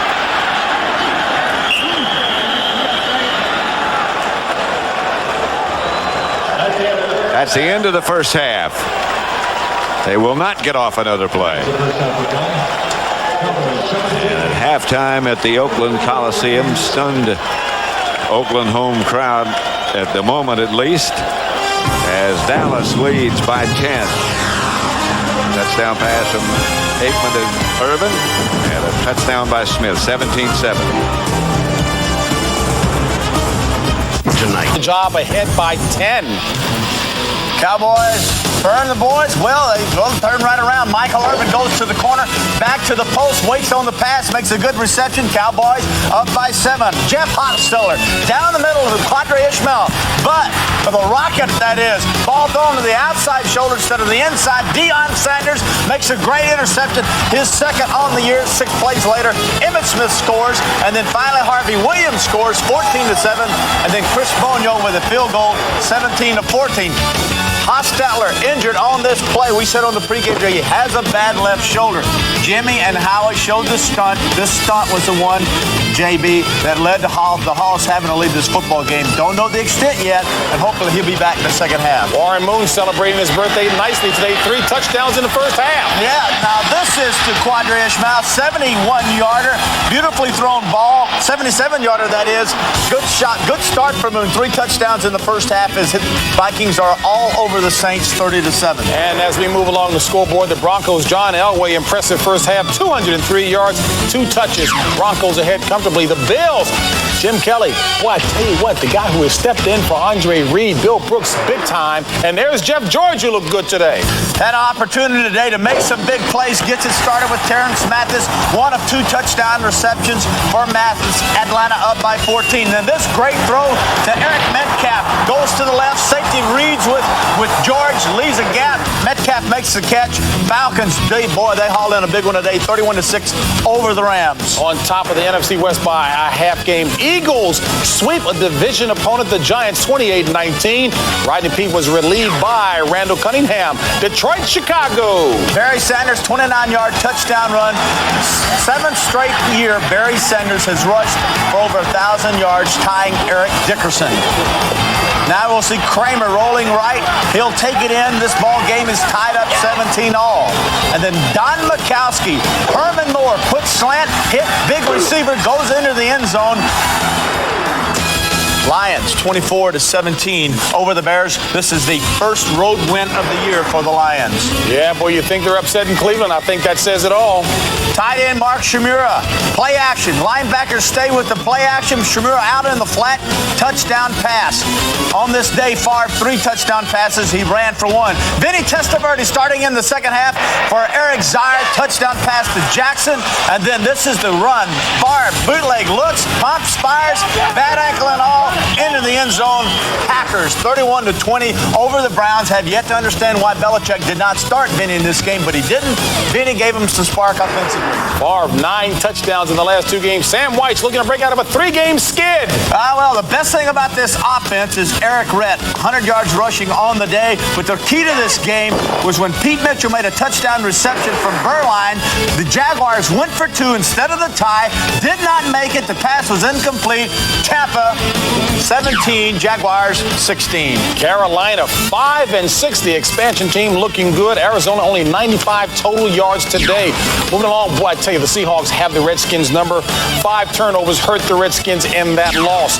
New England loses to the Colts 24-10. Marshall Faulk 98 yards on the ground. And Pittsburgh 36 unanswered points. How many, JB? 36. There you go. And up in Cincinnati, big time indeed. Let's talk about Dallas and Oakland. You're a little concerned with the defense that Oakland is trying to play on Dallas? Well, I understand Terry McDaniel and Albert Lewis are outstanding cornerbacks for the Oakland Raiders, but I just don't believe that you can cover Michael Irvin, if Troy Aikman's the quarterback, one-on-one. I don't care who it is. Deion Sanders tried to do it when Deion was in Atlanta, and Michael had big days. Troy Aikman has such velocity on the football, and they are so precise throwing and catching with the routes that Michael runs. One-on-one coverage will never take him away, and I think they got it all the second half. Yeah, that's one thing that caused a lot of problems. You know, you're damned if you do and you're damned if you don't. You roll one of your safeties up to help out on Emmett, and you get one-on-one on the corners. You saw Terry McDaniel having problems with the footing. I think the receiver is at a big advantage in bad footing, and as you saw, he funneled the wide receiver, being Michael Irvin, to the inside, looking for inside help. The safety wasn't there. Jeff Hostetler said he was concerned about the safeties giving up the big play. The missed field goal by Jager, we said they'd go deep on Deion. They got 1 interception and 1 interference call, so it's kind of a flip, but Dallas has converted those 2 interceptions to 10 points. All right, Vince Evans is in there replacing the injured Hostetler. Mobility indeed, and he is talented. All right, folks, we're going to take you back to your game in Oakland after this.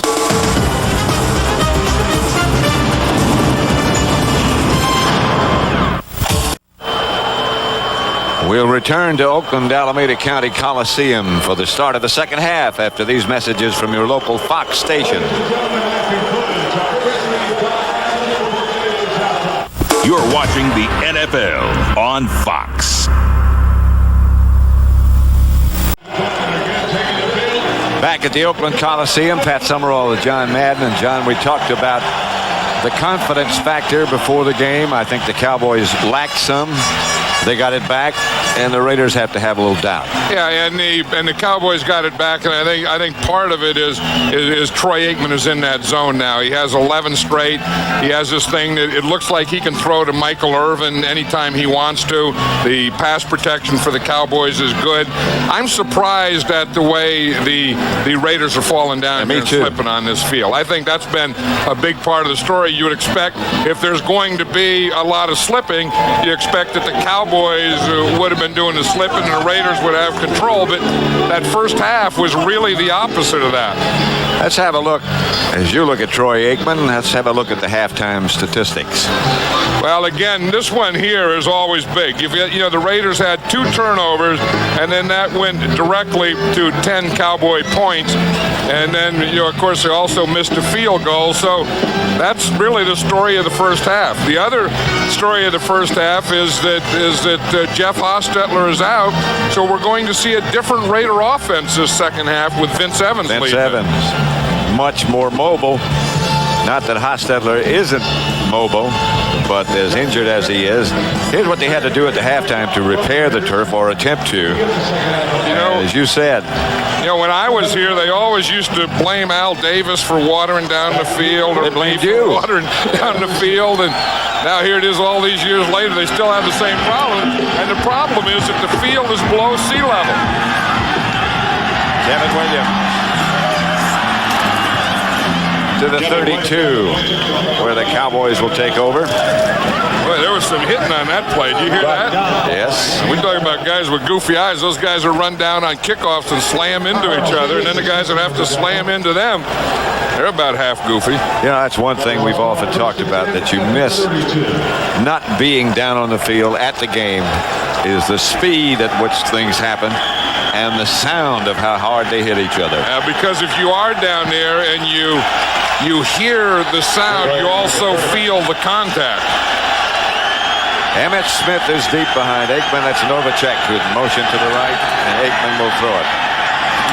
Novacek shakes away from one of the Raiders, gets to midfield. He rarely gets hit hard, but that time he did. Now, when you go back into that middle of the field, you're going to. You can look in the first half where Troy Aikman threw his passes. You can see that he was 11 out of 13. In fact, he was 11 out of 11. And 5 for 6 out here in the left side, 4 for 4 in the right, 1 for 1 here, 0 for 1 here. But most of his passes that he threw, or the damage he did, were to the outside areas of the field. To Michael Irvin. Emmitt Smith. Emmitt spins away from a couple, and it's foot race.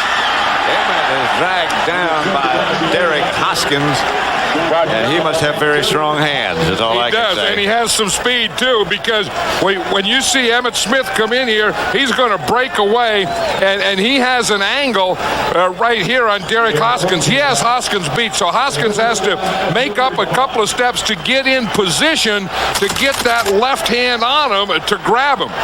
See, good blocking up there, missed tackle on the line. Greg Biekert missed him right there in the middle. I'll tell you, that was a heck of a play by Hoskins coming across there.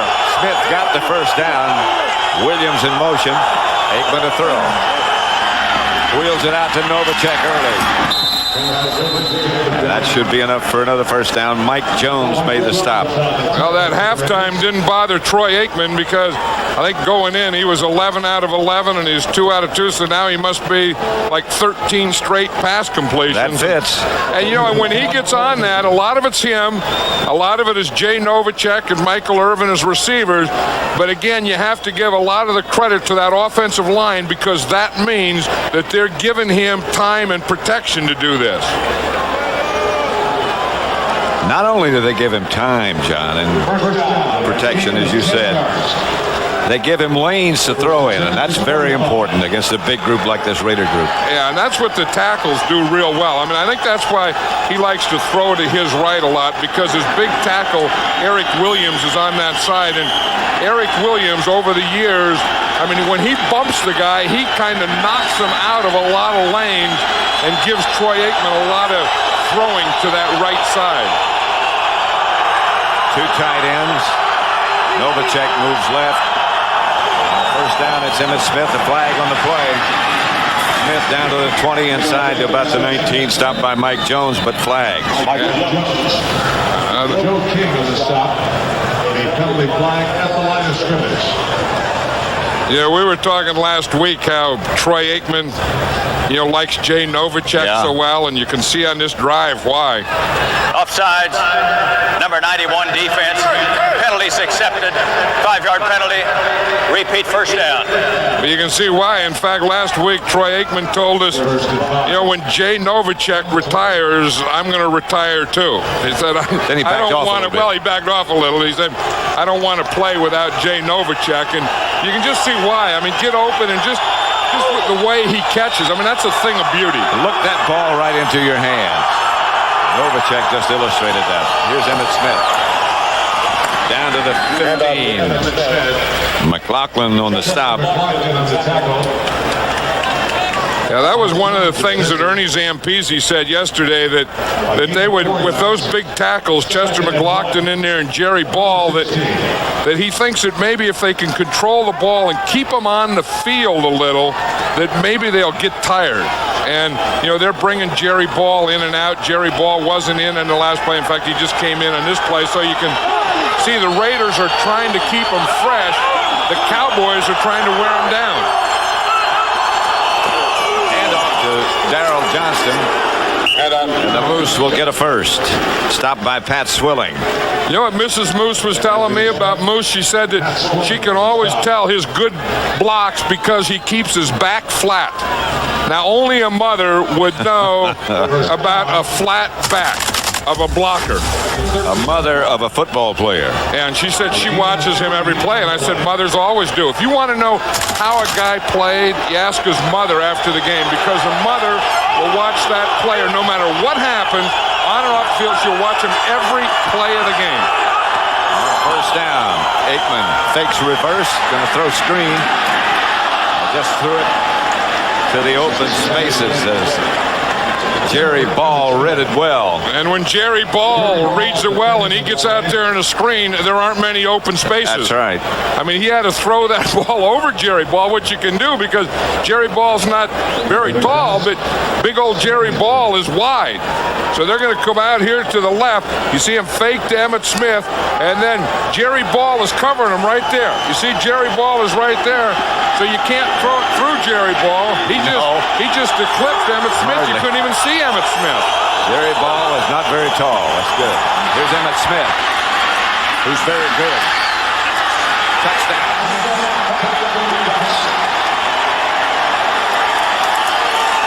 13-yard touchdown run by Emmitt Smith. Hey, when you play against the Cowboys, you play against Emmitt Smith, you better bring your best tacklers. You better be ready to tackle. The Raiders on this drive missed too many tackles. But Emmitt Smith will cause you to do that. Part of it is blocking, part of it is Emmitt Smith, and part of it is missed tackling. Bonio for the extra point. Novacek stays in to hold it. Dale Hellestrey, the snapper.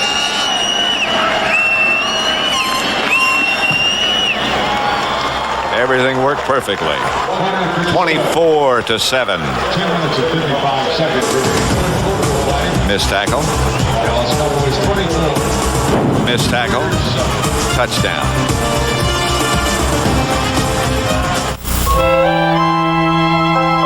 Tree Automobiles, the result of a relentless pursuit of perfection. By Hager, 100% cotton wrinkle-free pants and shirts. By Remington's Triple Foil, the world's only shaver with 3 microscreens. If you can grow it, we can shave it. And by Digital Equipment Corporation. Digital, whatever it takes. The Oakland Coliseum. Pat Summerall with John Madden. 24-7. Dallas leads Oakland. Ismail. Taken down by Robert Bailey. Good job on special teams.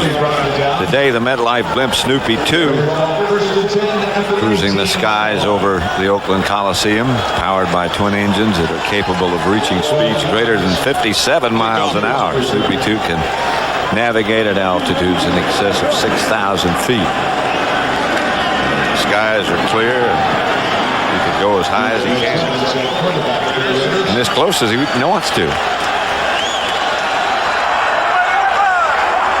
First and 10, Raiders at their own 19. Vince Evans, the quarterback.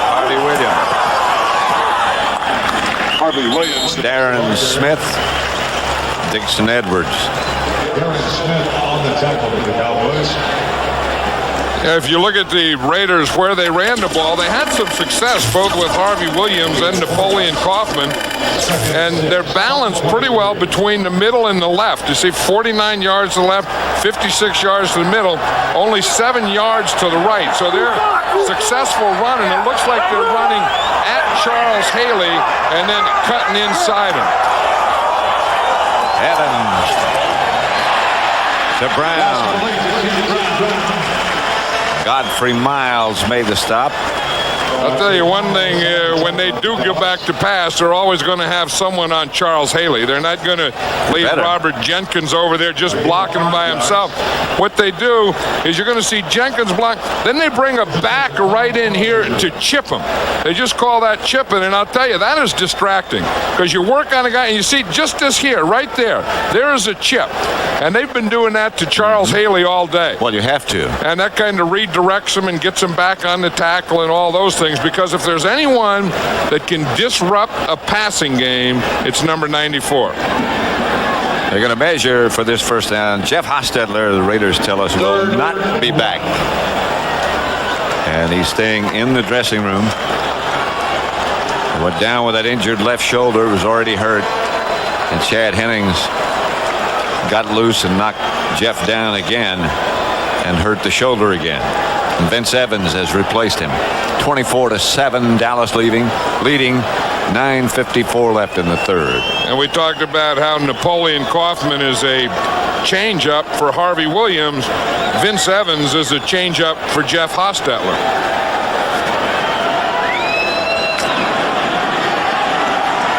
third and very short. Two tight ends.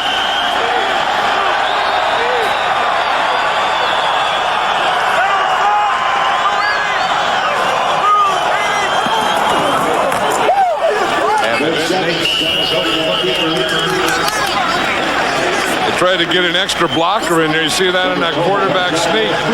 Got the first down. They brought their tight end, Andrew Glover, in and kind of had him right next to the quarterback to get a little push on that thing.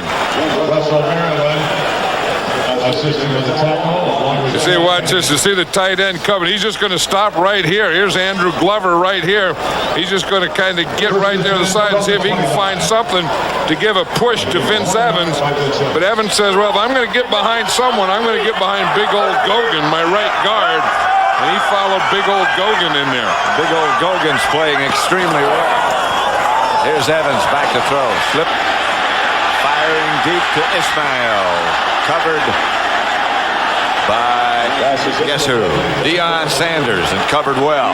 And he wanted an offensive pass interference, but more than that, he wanted the ball. He ran faster than Ismail. Yes, he did. You know, Vince Evans just threw that ball out there, and Deion Sanders took off. And at a point, he gets even with him. At the next point, he gets beyond him, and then at one point, he's a defender, and then he becomes the receiver. Look at him slide. You don't think it's slippery out there? You wonder how fast he is. He's fast. I think he's as fast as he has to be, which makes him faster than anyone else that plays this game. Three wide receivers, two of them to the right.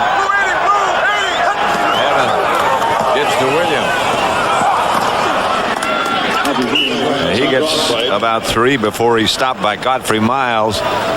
Robert Jones aggravated or pulled a groin muscle. And Miles has taken his place and done well. You know, the amazing guy in this Cowboy defense to me is still Charles Haley. Here's a guy who has a bad back.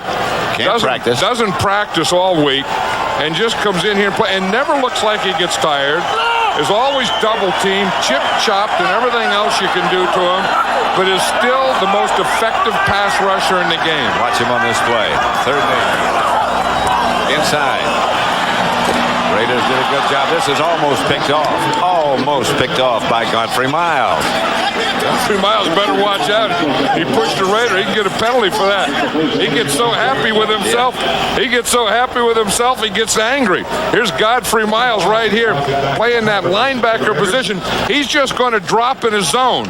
You see, he just drops, reads the quarterback's eyes, sees that cross coming, and jumps on it. I know what Cowboy fans are saying now.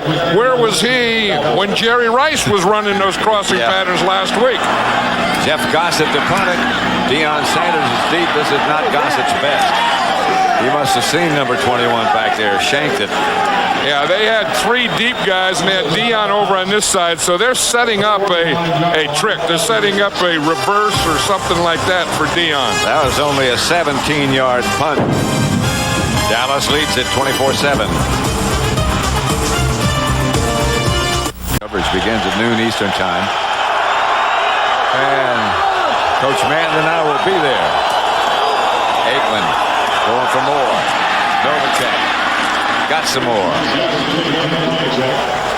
Dan Land made the stop. You know, we're going to give we're always doing. We have to have a bunch of turkeys and a bunch of legs, so I'm starting to look them over here. I want a big old one. Oh, that one there looks pretty good.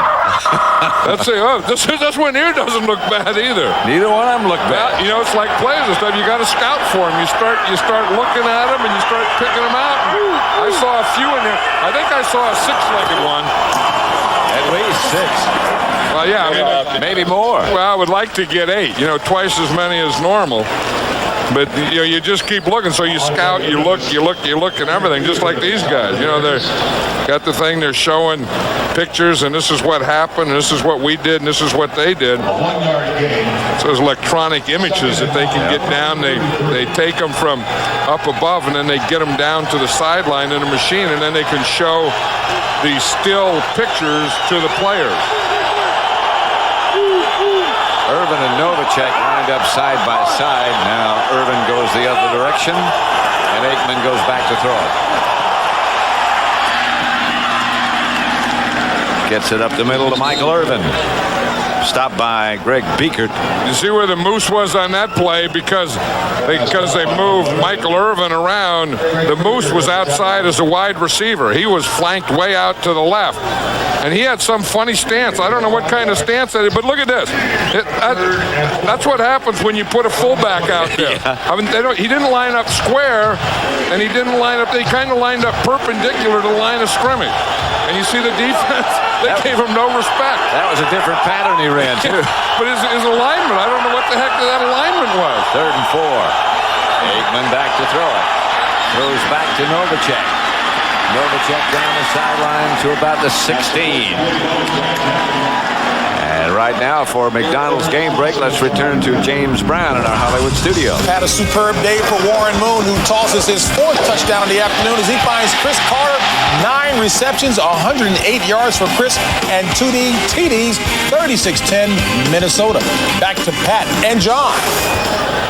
Back here, Troy Aikman is just as hot as Moon. 1st and 10 Cowboys at about the 17 of the Raiders. 16. They went with 2 tight ends. They went with Emmitt Smith, and Emmitt flashes down inside the 10 to about the 8.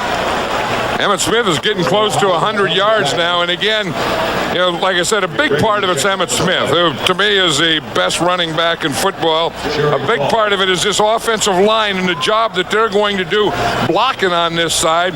Moose Johnston, of course, always giving them that lead. Boom, getting that block right there. That's the block that creates a hole, and then Emmitt Smith running through it. Aikman is 16 out of 19. Smith having a hot day. Irvin having a hot day. Yeah, Moose making that block there. Mom Moose watching, had a flat back on that block. Yes, he did. Smith again. Not much this time. Hit by Biekert. Jerry Ball on the last play, the previous play, came to the sideline, and they're checking him.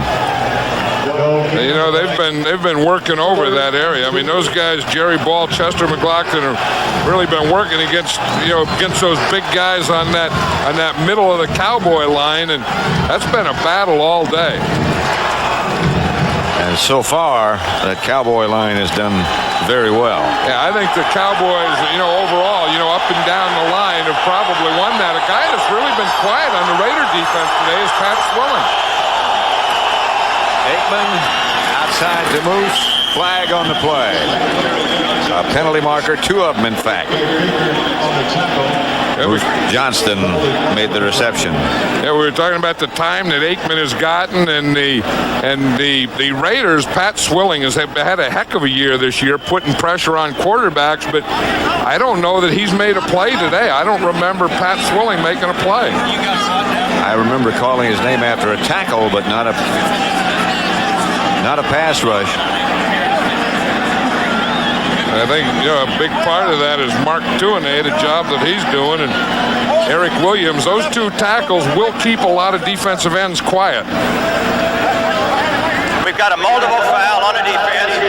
Holding on number 52. That penalty's declined. Personal foul on number 99. Hit to the quarterback and half the distance to the goal.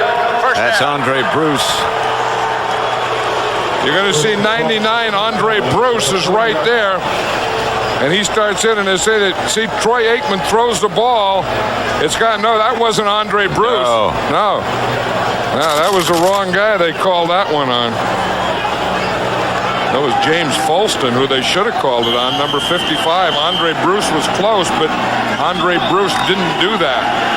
Folston, I guess, should have been called. That was close, too. I don't know about either one of them, but I know the guy it wasn't Andre Bruce. Aikman gives to Emmitt Smith. And Emmitt scores his 3rd of the day. Emmitt Smith, 3 touchdowns.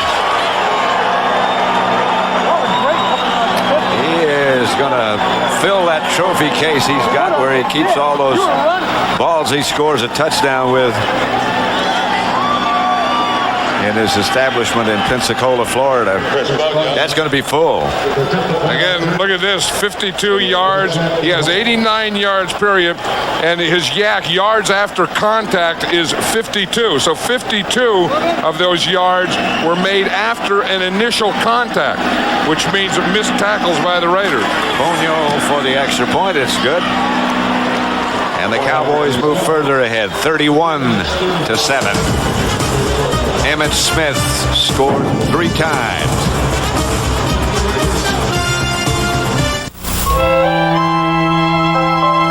Tonight. Any force, you stop this, you have to get someone up here. Moose Johnson just knocks this guy down, and Emmitt Smith just carries it in.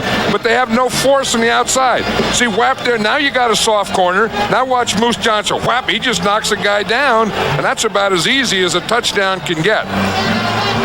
But you have to have force on that side. I mean, not only on short yardage and goal line, but anywhere in the field. If you have a guy inside the tight end, someone, boom, has to be up to that outside a lot quicker than that. Emmitt Smith has tied Franco Harris for 5th place on the all-time touchdown rushing list. Bonio's kick is short. Napoleon Kaufman brought it out near midfield, but there's a flag on the play. Eric Bjornsson made the stop. Emmitt Smith, by the way, has 91 touchdowns rushing, holding against the Raiders. Yeah, those are the things that still kill the Raiders today, the penalties. Number 57 on the return team. 10-yard penalty. First down. Rob Holmberg is the guilty party. The Cowboys 31, the Raiders 7. Third quarter score. This was at 9:30 this morning. It's very foggy. The whole stadium shrouded. But that did not deter the Oakland Raider fans. They were here, and they were here early. They always do. And they get here early and they stay late. They may be out in that parking lot all night. Evans. This again at 9:30 this morning. Well, if you're going to do it, you got to get set up to do it. Might as well be all day. What are they cooking there? They're there so early they have to have eggs. That looks like a hand grenade.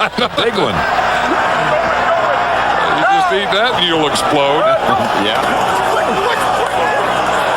Evans going deep. He got somebody open.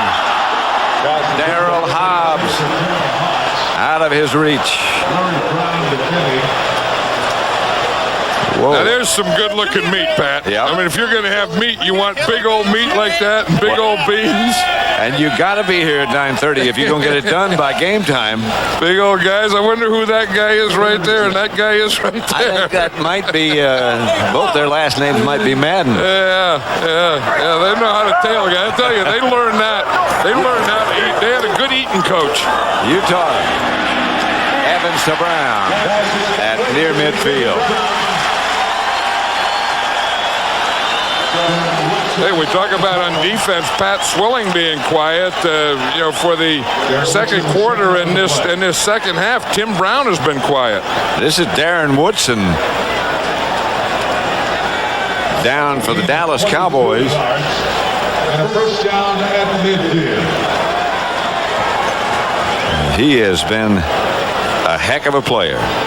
Well, he is, because he's one of those guys who was a linebacker in college, so if you need a run guy or an extra linebacker, he can play that. He has good speed, so he can be a defensive back.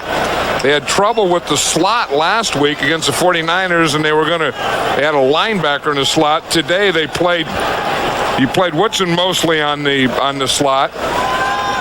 And you're going to see right here, look at that. It's just right there where the paint was. He slipped. On that Oakland Raider. Yeah, his leg just slipped. Saying how safe it was. The grass is, but the paint isn't. That was where the paint was on the grass. Darren Woodson has been replaced by Robert Bailey.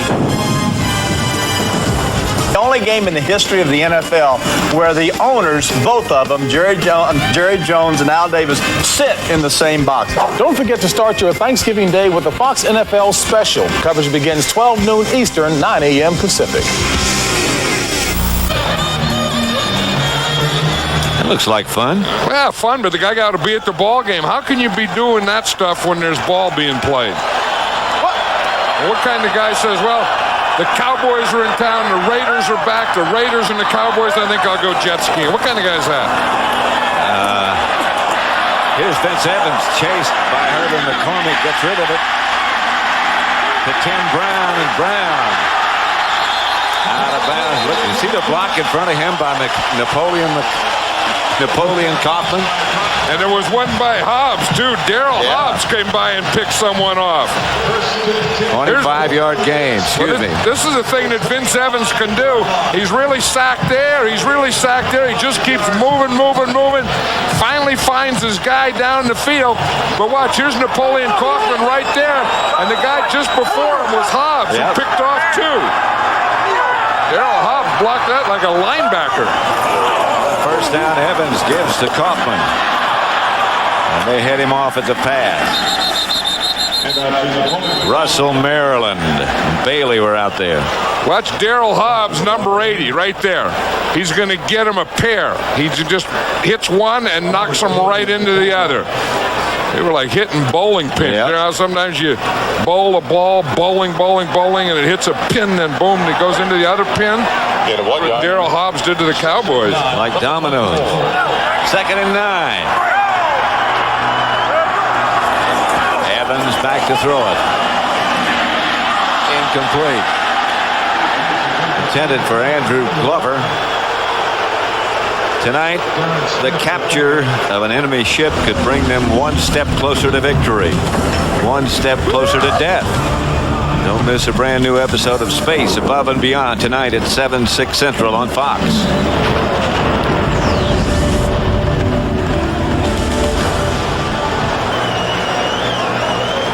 The Raider fans, none like them. Well, they came here to really make a lot of noise and cheer and to go crazy, but it's tough when your team's down 31-7. Well, some of them went crazy anyway. Evans deep for the corner for Hobbs. Incomplete. Larry Brown back there with him.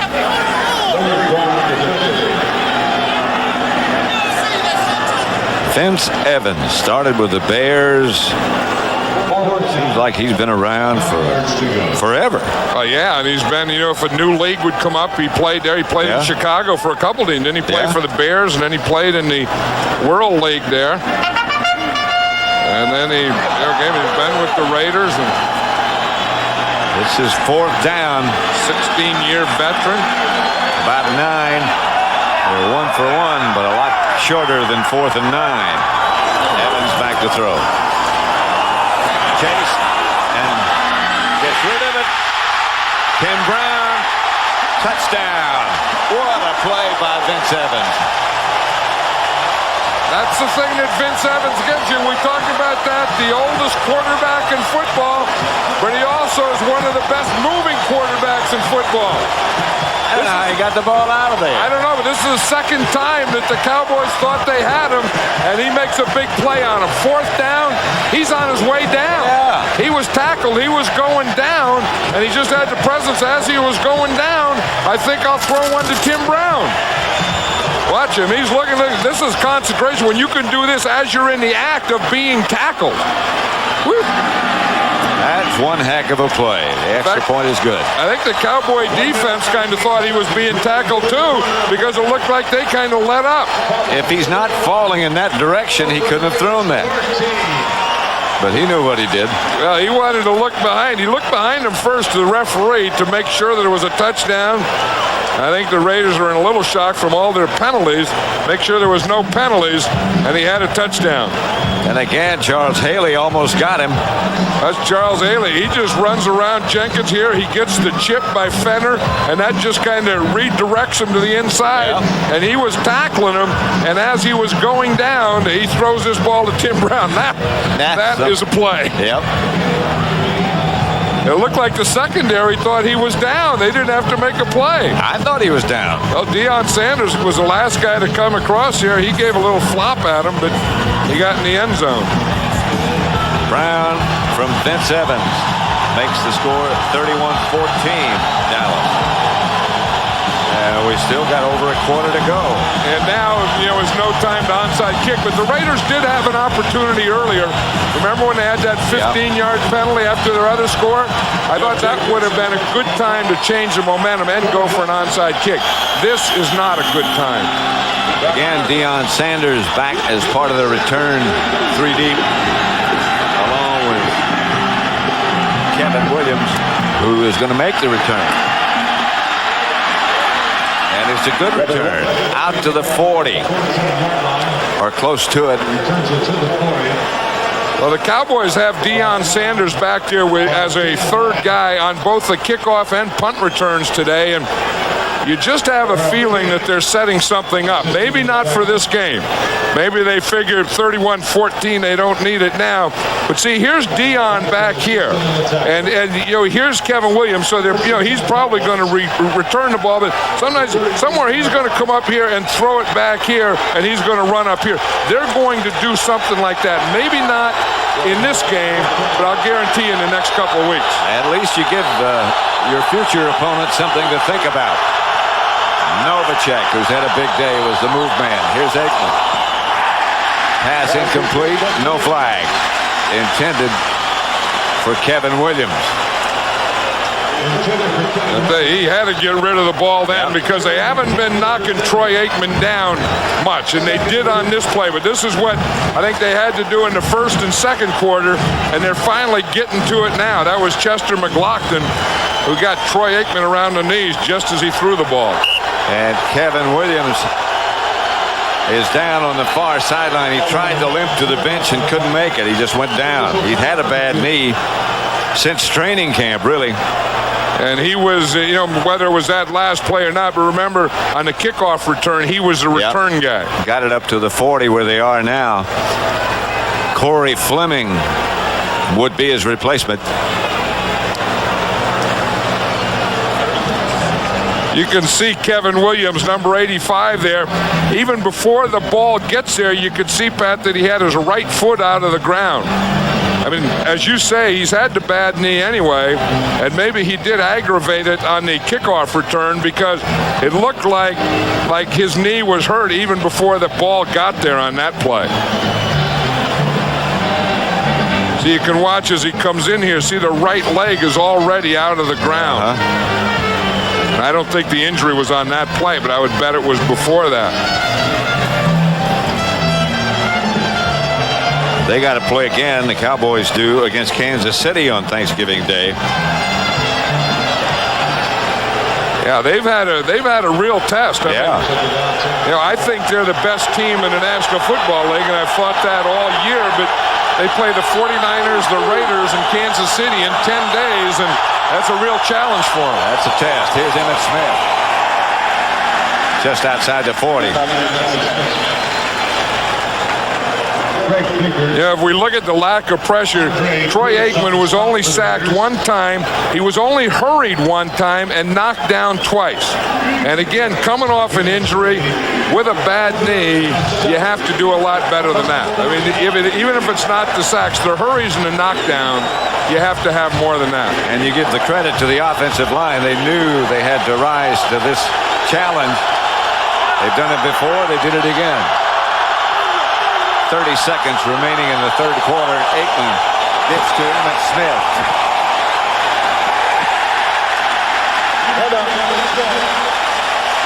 And Smith is hit and knocked back. Larry Allen pulled through the hole ahead of him.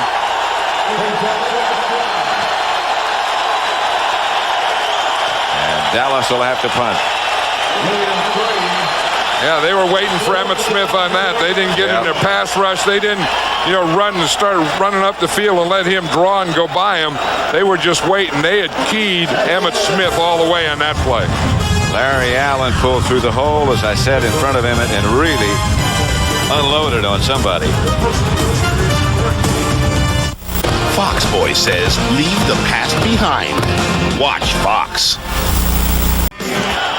Dallas 31, the Raiders 14. Cowboys about to punt the first play of the fourth quarter.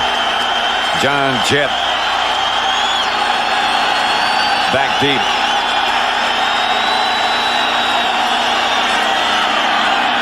Raiders trying to set up a return. It's a good kick to Brown. Fields it at the 9. And down he goes at about the 16. Good coverage. Darren Smith down to make the hit.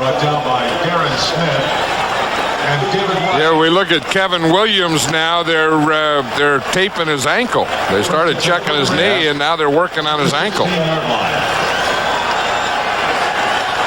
Here's the old practice. That's not the field.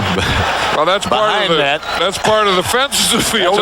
You kept your players inside there. Yeah, right. This was the practice field where we practiced, and I think the new Raider practice facility is going to be in this same location.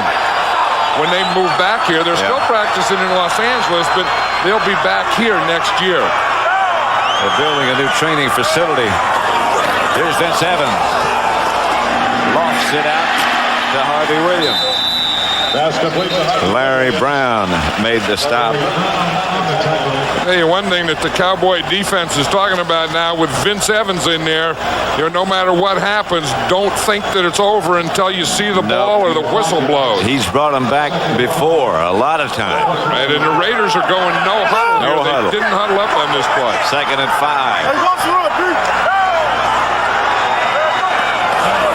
Evans moves out of the pocket, buys some time. A lot of it gets the first down, but a flag on the play.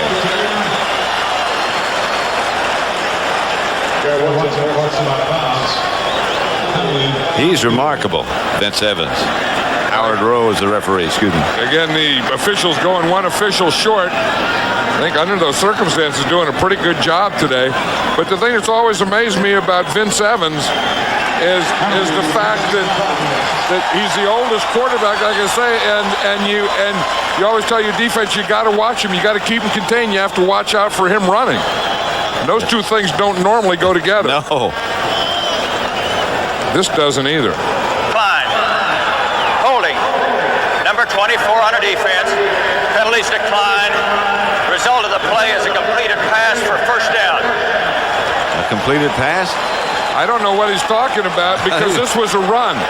See, they're saying that the hold is right there by Larry Brown. It was right here, but there was no completed pass. Vince Evans ran with the ball. He ran and got the first down. So I don't know that there can be defensive holding then either. I don't know how it can be once he leaves the pocket and becomes a runner. The officials are talking again now. But maybe because he was held, he couldn't throw the ball. Maybe. In any case, it's first down.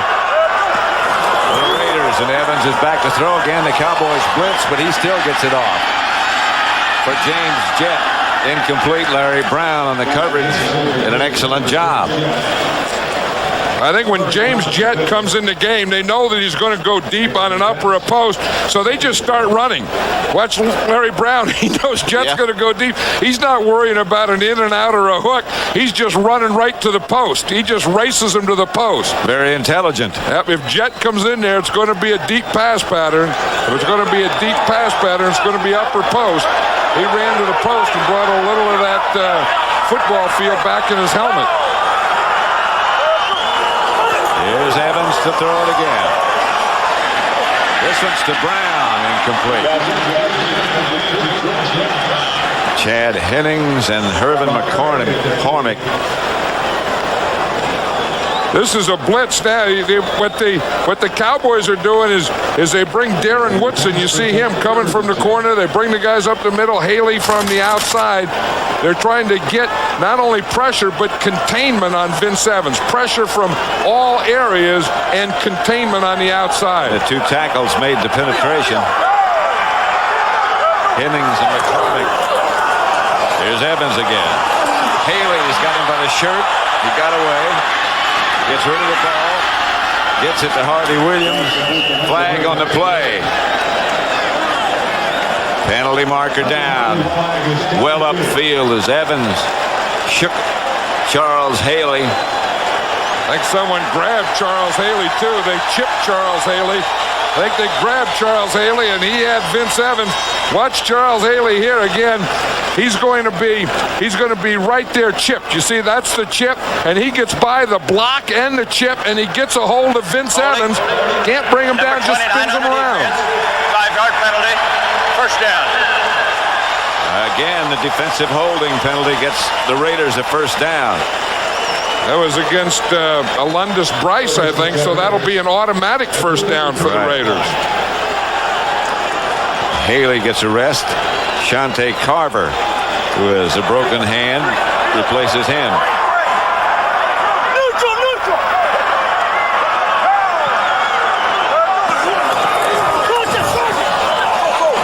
The rush doesn't get there. Evans fires deep for Darrell Hobbs. And again, let's send you back to Los Angeles, to Hollywood. McDonald's upright. All right, Pat, I tell you, the Vikings are doing it every way. Scotty Graham pounding his way through for his first touchdown of the season as the Vikings continue to pound the Saints 43-10. It'll be the Vikings and Lions Thanksgiving Day pregame show, 12 noon Eastern. Back to Pat and John. Napoleon Kaufman now deep. And here's Evans. Pass complete to James Jett. That time he didn't go deep. And the pass is complete. Flag on the play again. Evans is right back in that area of offensive holding against the Raiders, and that's what it is. Well, I'll tell you, you just watch this thing, and just anytime they get something going, whether offense or defense, they always have those penalties. They're just killing them. Vince Evans has done his part. Yes, he has. Throwing the ball while his tackle's zipping it. Illegal hands. Number 78 to the face. 10-yard penalty. Repeat second down. That's Greg Skrepenak. He's right here. He's the right tackle. And they're saying that it wasn't holding, but it's hands to the face. See that right hand? He gets that right hand up there on Tony Tolbert, and usually if you get it up there and take it out, it's okay. If you leave it up there is when you get in trouble. Skrepenak looked like he pulled it back out. But it's second and 20. Evans gets to Napoleon Kaufman. And he's out to about the 27. 31-14, Dallas leading the Raiders. Yeah, that looked like a touchy call to me. I mean, I don't know. Skrepenak looked like he got that hand up there, but he brought it right back. No huddle. Third down. Long yardage they need. Evans.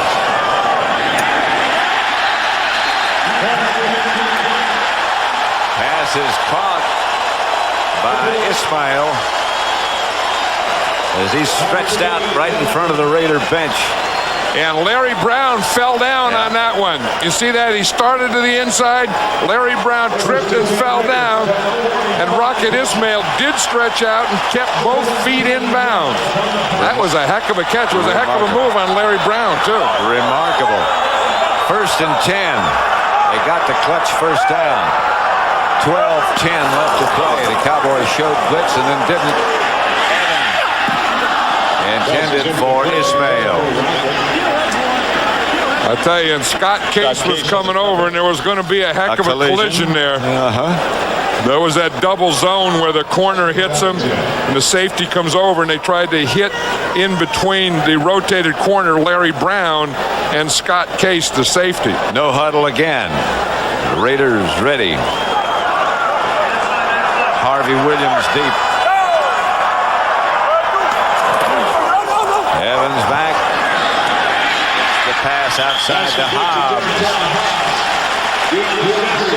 It was funny, we were talking to Jeff Hostetler last night. He said that was one pass that you don't want to do on Dion, that like 10 or 12 yard out. And that was the pass that Hobbs just caught on Deion Sanders. He said that's the one that'll make a tackler out if you throw that. He said there was some things they thought they could do to Dion, but that 12-yard out wasn't one of them. Well, he said they felt they had some talented people who wanted to challenge Dion. I wouldn't want to challenge him too much. Well, if you know a guy like Tim Brown, I mean, you know, Tim Brown, Notre Dame, Heisman Trophy, #1 draft choice, and you know, he'd like some of himself in there, I think. But watch Deion. He's playing off more than he usually does. I mean, Deion Sanders, even though they're playing a nickel, they have 7 defensive backs in there. I don't think Deion Sanders ever has to play that far off. First down, Raiders at the Cowboy 45. 31-14, Dallas leading. Evans throws back to Harvey Williams. He's got some room. Recovery by Darren Woodson brought him down. The blocker around his feet. Woodson shed him, made the stop. This game is presented by authority of the National Football League, is intended for the private use of our audience. Any rebroadcast or other use of this telecast without the express written consent of the Oakland Raiders and the National Football League is prohibited. No huddle again.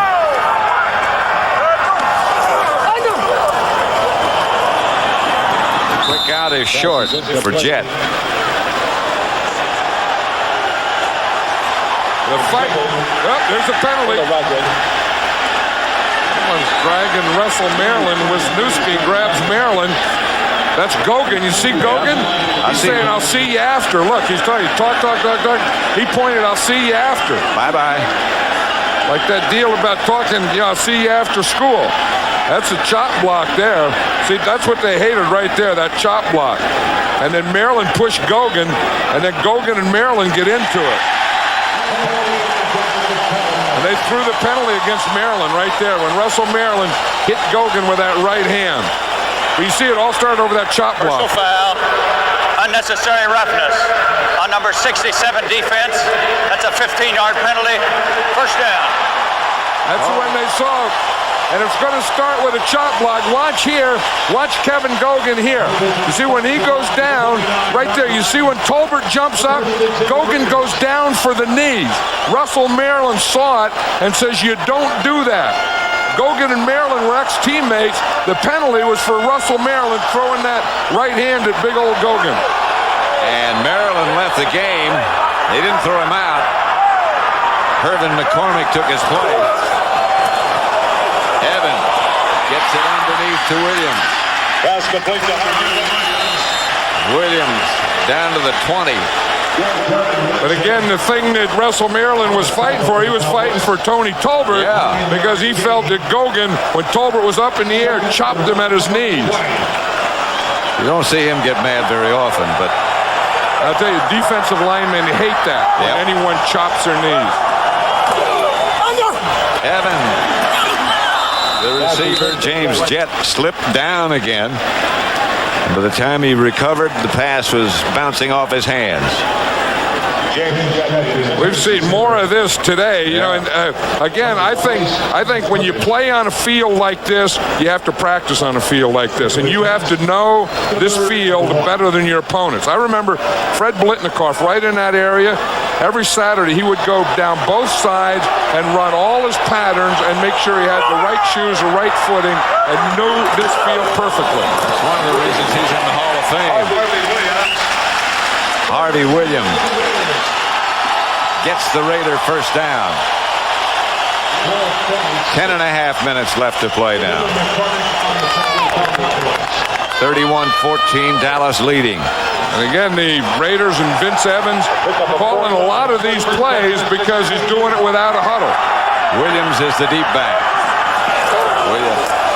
Evans looking deep, looking to the end zone. Touchdown. Kerry Cash, the tight end, made the catch. The Raiders move closer.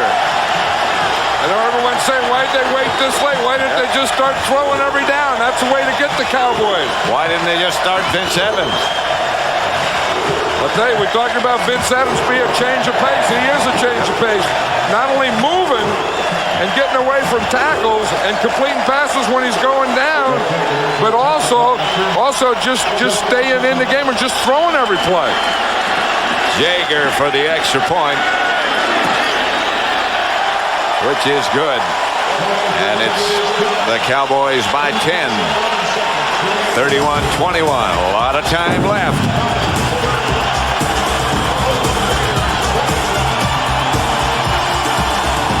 Front of the National Football League. They wrapped Kevin Williams' ankle. And he's back on the kickoff return again.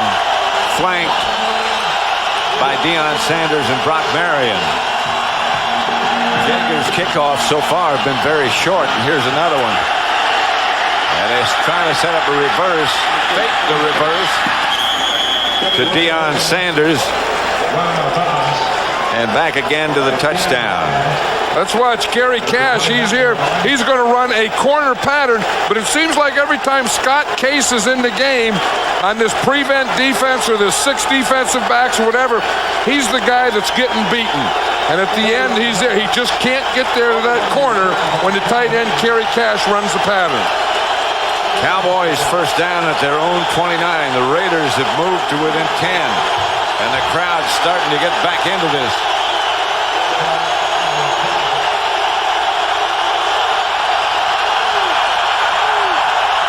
Novacek in motion. Aikman gives to Emmitt Smith, who slipped in the backfield and can't make anything happen. As the Raider defense, led by Albert Lewis, takes him down behind the line of scrimmage. See, now when Vince Evans comes and they change the tempo and the Raiders get within 10, now this crowd can get in the game. This is what they've been waiting all day. They were here at 9:30 in the morning getting ready to be able to do these kinds of things. Those guys were here at 6 in the morning getting ready to do this. I didn't know they were your Raiders. No, they're not. There's just a guy or two maybe still laying around. I think old Run Jones is down there in the sideline. Well, we visited with him before the game. Second and a little over 10. Aikman gets it to Darrell Johnston, who gets the first down. Greg Beaker knocked him down. Well, I'll say this. These 2 tackles for the Cowboys, Mark Tuinei and Eric Williams, have really done a job on Pat Swilling. They really have. Because if there was, they've had a little pressure in the middle, and that's been a good battle between the center and the 2 guards in the middle. But Pat Swilling, especially on the pass rush, has been silent all day. Deion Sanders splits wide to the right. Irvin to the left. And here's Aikman to throw it. To get rid of it, a flag on the play, and Aikman went down. And just as I said it, the guy that put him down was Pat Swilling. You just say that he's been quiet all day, that no one has knocked Aikman down, then the guy that you said has been quiet knocks the guy down that you said hadn't been knocked down. And there's a penalty flag against the Raiders. Maybe he knocked him down a little too late. Yeah, it was kind of simultaneous. It was very close. He did. Illegal hands to the face. Number 20 defense. 5-yard penalty. First down. Call against Derek Hoskins. And so that had nothing to do with Swilling, but Swilling really did put a hit on Troy Aikman. Watch him here. He's going to start up the field, then he's going to come underneath. You see right there, he gets away from Tuinei, comes underneath, and puts a hit on Troy Aikman just as he throws the ball, then tries to pin him. First and 10. The Cowboys give it to Emmitt Smith. He gets near midfield. Greg Beaker made the stop. Well, it's tough with that big Chester McLaughlin in there. That it's darn near, when he and Jerry Ball are in there together, it's darn near impossible to run in there. And that Chester McLaughlin is so big, number 91 there, and so strong, and he just takes off on every play, and he takes his shoulder. He just doesn't take all of you. He takes one part of you. He takes your shoulder. And boy, you better have a big old strong shoulder. That kid there's not worried about that big old strong shoulder. Second and 8. Aikman. Irvin. It's a catch. I'll tell you, the guy that had the big old strong shoulder on Chester McLaughlin on that play, though, was Nate Newton. Yeah. You saw that. If you saw that, old Nate Newton put him down. But here's the thing that Michael Irvin does better than anyone. He uses his hands right on the line of scrimmage. Again, as Michael Irvin makes that cut, again, Terry McDaniel slips. His 9th 100-yard-plus receiving game, tied for second all-time. First down, Dallas. This is a big defensive series for the Raiders. That's Novacek on the move. Big Chester McLaughlin. Yeah, he jumped or somebody pulled him. Yeah, on that play before, Nate Newton got him, though. Nate put him down on the play before. Unabated move toward the quarterback. Number 91 on defense. Unabated. 5-yard penalty. Repeat first down. I guess you have your baited moves and your unabated. Baited is when one of the offensive linemen move, I guess. Bait you. Yeah, bait you, or, taunt you, like taunting and baiting.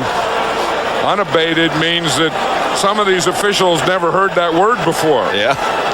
So they said, wait a minute, I don't know about that unabated.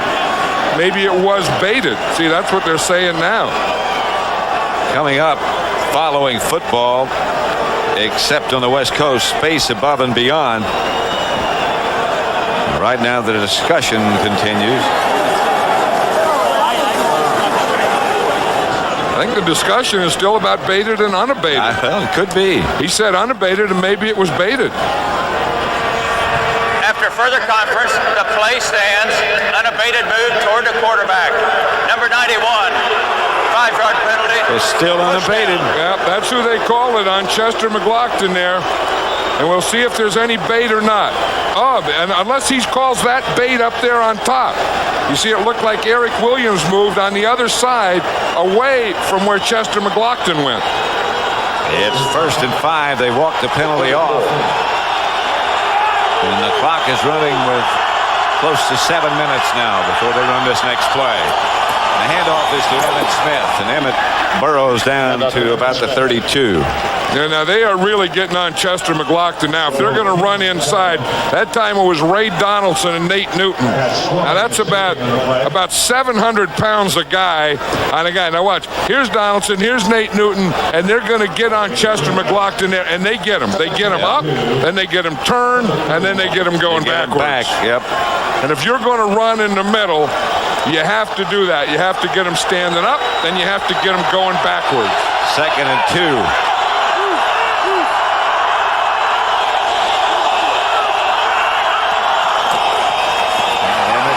We'll get to 2 and more. Down to about the 27. Big Eric Williams says that's the first down. Talking to the Cowboys yesterday about his condition. He was injured, came back from that really bad accident last year. Michael Irvin's records, too numerous to count almost. He sets one every time he makes a reception, but back to the Big E. He's not quite where he was. Yeah, but he's playing better today. I think he kind of likes this grass. And like I said, Pat Swilling was unheard from today, but the one time he was on this other side, and no one has gotten anything over there on Eric Williams today. Again, the flag on the play. Aikman lets it go. Intended for Novacek, but I think the Raiders might have come across the line early.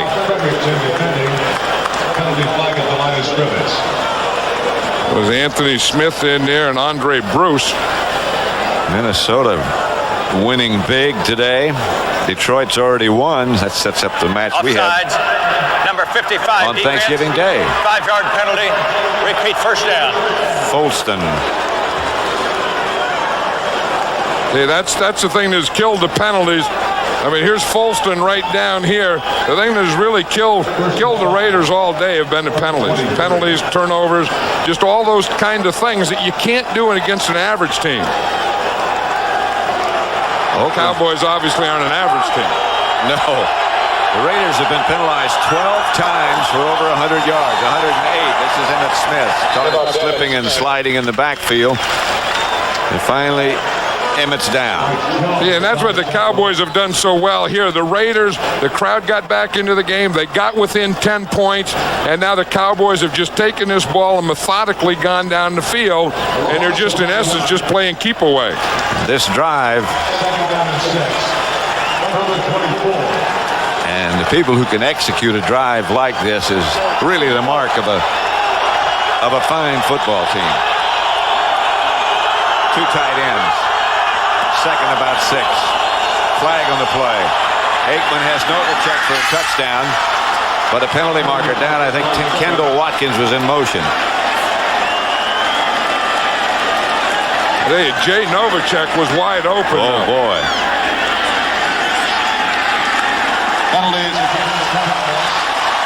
You're right. It is against the Cowboys. Illegal motion on number 83 offense. Moving toward the line of scrimmage before the snap. 5-yard penalty. Repeat second down.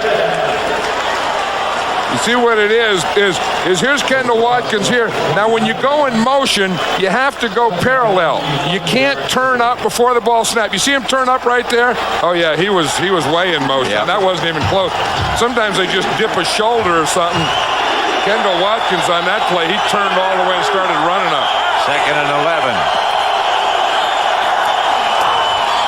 Pass to Moose Johnston. Pass complete to Johnson. And knocked down again by Chester McLaughlin. I'll tell you, Aikman is going to be very upset for Watkins and moving on that play. Yep. So watch Troy Aikman here. He's going to get knocked down. Chester McLaughlin straight up the middle. It goes right by Larry Allen, and he hits Troy Aikman just as he throws the ball. And Troy's saying, I shouldn't have even been in there throwing that ball because the one before should have been a touchdown to Jay Novacek. Third and 3. 2 tight ends again. Irvin split wide left. Smith is deep. Watkins not in motion this time. The pass was deflected. Intended for Darrell Johnston, but it never made it. And Bonio will try. Right now, the Raiders are within 10 points, which would mean a touchdown and a field goal. Now, if the Cowboys make this field goal, the Raiders will need 2 touchdowns with 3 minutes, 58 seconds to go. Bonio from about 39 yards out. He's been hot. And he stays hot. They call it 38 yards, and Chris Bonio again knocks it through. Reason for Barry Switzer to celebrate. 34-21, Dallas.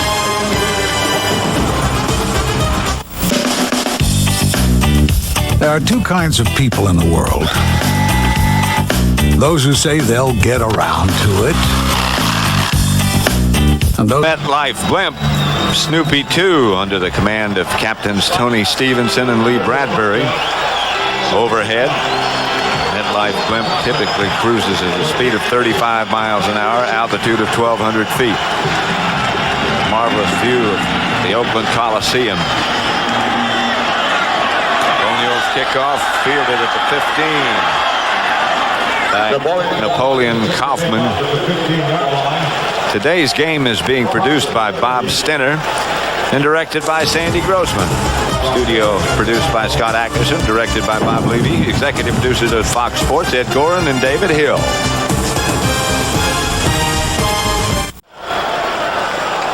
Cowboys 34. The Raiders 21. Blimp overhead, getting that view you just saw. They're close overhead. Here's Vince Evans. Down. He got rid of it again on the way down. This time they say he was down. You know that blimp you were talking about, I smoked that blimp last week. Did you? Yeah. We were in Dallas. Yeah. Challenged it to a race. Accepted the challenge. The last thing I looked, we were riding. And I saw them stop and turn around. And I looked for them over Arizona, didn't see them. So they accepted the challenge and then they quit. Basically, that's what you we had to started call. out. I told them where I was going. I was in Dallas. I was going across. I was going to go on 40, and then I was going to go on 20, and then 10. 5-yard penalty. First down. I was going through Texas. I was going through New Mexico, Arizona, into California. Come on, let's go. We're ready. I'm ready. Got my guys. We're ready. We're going. I looked back. I couldn't find them. We smoked them so fast. We were still in Texas. We were like in Van Horn, Texas. I think you got a bigger tank than they do. Yeah, I do. down. Evans, pump fake. Incomplete. Intended for Ismail. Again, broken up by Sanders. Yeah, that's what Deion Sanders does now when they know that they're going to go deep. Watch Rocket Ismail come in here. He gives a little move there. He gets Deion, and then Deion just puts his head down and says, oh, I know what this one is. I'll just beat you to the point where the ball's going to get there. And he does. I mean, that's the thing. You know, that's recovery speed. He can go for a move and then turn and still beat you to the ball. Outside to Williams. Hardy Williams. Taken down by Robert Bailey. Well, the Raiders have to think here of getting 2 touchdowns now. After that field goal, they need 2 touchdowns, so they have to get a score, then they're going to have to get an onside kick, and then they're going to have to get another score. Don't forget, coming up, following football coverage, space above and beyond, except on the West Coast. 3rd and 5. That's what we were last week. They were above, and I was beyond. They were in space. There's Evans. Tim Brown shakes the tackler and gets the first down.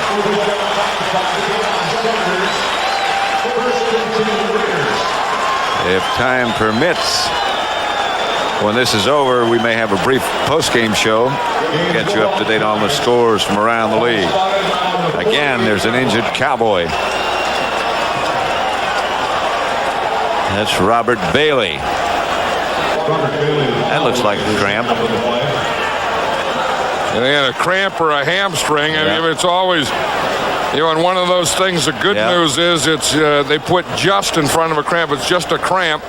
The bad news is it's a pull. The real bad news is it's a tear. And he looks like he wants to stretch that out. I'll tell you what, this has been a long game and a lot of passing. There's a lot of tired players out there because the toughest thing you have to do, I think, physically, or you know, on your again coming up, following football coverage, space above and beyond, except on the West Coast. Look at those 2 balloons going. Headed for space. You see, they were going, gone. Here's Vince Evans back to pass. Is caught by Darrell Hobbs. Brock Marion made the stop. The Raiders going no huddle. They have plenty of time because, again, they need 2 scores, but they do have all 3 timeouts. They're going to need all those timeouts, and they're going to need an onside kick if they get a score. They don't have enough guys on the field. Now they finally got them.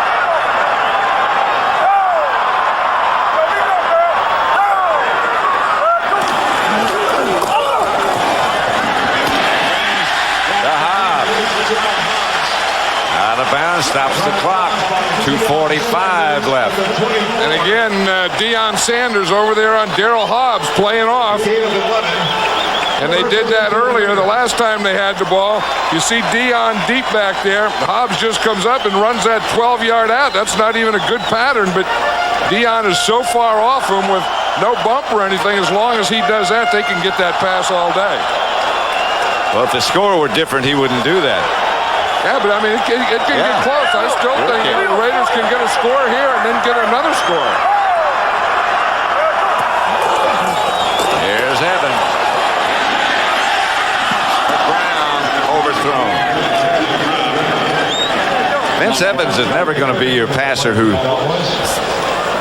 has high percentage marks and number of completions as opposed to the number of attempts. Yeah, because he shoots it for the end zone. Right, he does what he has to do. I mean, that's what they have to do. They don't need any 2-yard passes anymore. Right. I mean, they talk about that West Coast offense, that short pass offense, is that's fine as long as you're ahead and you have everything under control. But when you get behind there, sometimes you have to loosen that defense up, and there's sometimes you have to score and you can't spend a lot of time just, you know, flopping around the line of scrimmage. He's 13 out of 27. He's back again. And he hits Tim Brown. Darren Woodson knocked Brown out of bounds, but it's going to be 1st and goal for the Raiders. You know, if you throw passes over 10 yards, all you have to do is complete 1 out of 3. That was 18. Aaron Woodson hurt his leg earlier. Looked as if it might have been much more serious than seeing him back playing now. First and goal from the 6. And the other thing that the Raiders are doing now, they're driving the ball down the field, but they're also driving the ball down the field quickly. And getting out of bounds and stopping the clock. 2:35 left. Williams behind Evans. Might have taken too much time. I think he did.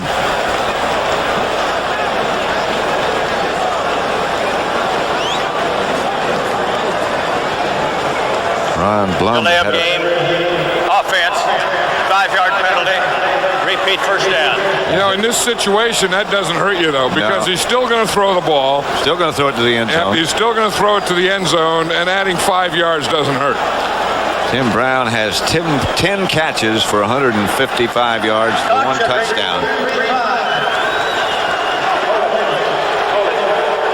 113 yards now. The Raiders have been penalized. That's what's killed the Raiders. Yeah. That and a hot day by Aikman and Emmitt Smith's 3 touchdowns. Good offensive line by the Cowboys. Yeah. Deflected at the line. Evans went running up. And pushed Bill Bates. Yeah. What? I don't know. You must have thought that Bates grabbed someone. But Bates is down there. He plays the 7th defensive back, or like a middle linebacker. The ball is deflected. Oh, and that's what he saw. He saw Bill Bates come up and just spear Tim Brown. He was looking. He wasn't talking about the tip or anything. He saw that spear by Bates on Brown. Evans incomplete to the outside. Jet covered by Larry Brown. Bill Bates was looking at Tim Brown, and last week Jerry Rice came on a crossing pattern and Bill Bates missed him. Bill Bates usually zeroes in on things, and he probably says, I'm not going to miss anything anymore. This is really a short pass here.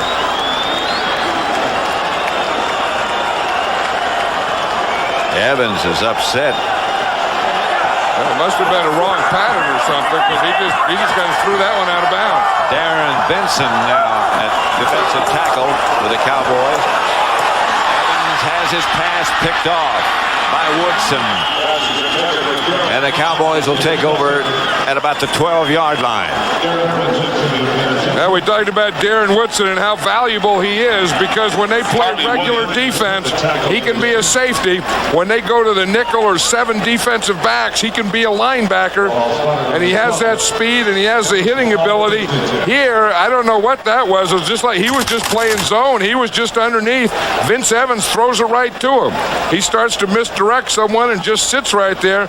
I don't know if obviously Vince Evans didn't see him, because he just threw it right to him. Didn't think he was going to sit right there. I think he saw Hobbs cutting across the middle, and all of a sudden there was somebody in a white uniform in the way. And he probably thought he was going to go with him, and all Woodson did was bump him. Again, a reminder that coming up next, following football, space above and beyond. Novacek in motion. And the handoff to Emmitt Smith. Emmett over 100 yards again today. Anthony Smith made the tackle. Timeout Raiders. 2:16 left. Yeah, and that's the first time out of the Raiders. They're gonna use them all now.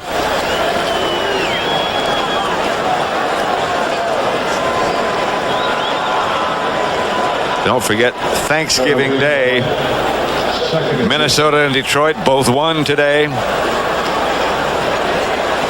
And John and I will be in Detroit for that Thanksgiving matchup. And that NFC Central always, you never can figure what's going to happen. Well, Green Bay 7-4 lead. Right, and Detroit won today, and Minnesota won today, and even the last team is only 2 plays, 2 games away from the first team. Tampa Bay won today by a point. And, you know, you go back in the history and the tradition of the Thanksgiving Day game that's always been in Detroit. Remember, years ago, it used to be the Green Bay Packers and the Detroit Lions every year. Always. And Vince Lombardi didn't want it anymore, so it's not the Packers anymore, but it's still the Lions. There's Emmitt Smith. And he gets it out to about the 22. Albert Lewis made the stop. Lewis on the tackle for the Raiders. And we near by another hour. I know, we're looking them over. I mean, one thing you like about them, they all stay in there packed together. Did you? I see a 6-legger in there. I'm looking for an 8-legger. I saw it. Slips and gets close to a first down. Justin McLaughlin on the tackle. Is Don Mosbar. Now remember, he was the great center for the Raiders, 13-year veteran in a scrimmage this year in Austin, Texas against the Cowboys. He had his left eye injured, had numerous surgeries, almost lost the eye, still doesn't have his sight back in it. They were in a scrimmage with Chad Henning. Somehow got his hand inside his mask. Chad Henning still doesn't remember how it happened, neither does Don Mosbar. And he said he can kind of see shadows out of that left eye, but nothing more. And they, hope that, in time that it's going to come back and keep getting better. They'll evaluate again when the season is over, they say. The Raiders only had 3 centers in their history, Jim Otto being the first, Dave Dalby, who's also here today, being the second, and Don Mosbar the third. I mean, one thing about a Raiders center, he gets that job, gets that ball, and stays with it for a long, long time. Dan Turk, now the center. Any team that's been as successful as the Raiders have, usually, that's a pretty good indication. Right. And they're all here today. Jets punt bounces over the head of Tim Brown. I don't know if it hit him or not. If it did, they can't advance it. They can recover it. Billy Davis is the man down. I'll tell you, if Tim Brown would have caught that ball, though, he would have picked up about 20 yards of field position. He didn't want to take that chance because he didn't get 20 yards of field position. He didn't want to fumble or let the Cowboys get the ball. Well, he figures with Vince Evans, what the heck is 20 yards? Just one pass, we can get that. Turns out to be a 46-yard punt by Jet.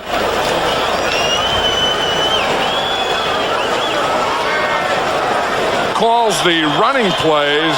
Jim Fossil calls the pass plays. It's kind of a calling plays by committee. 3-man rush on Evans to Brown.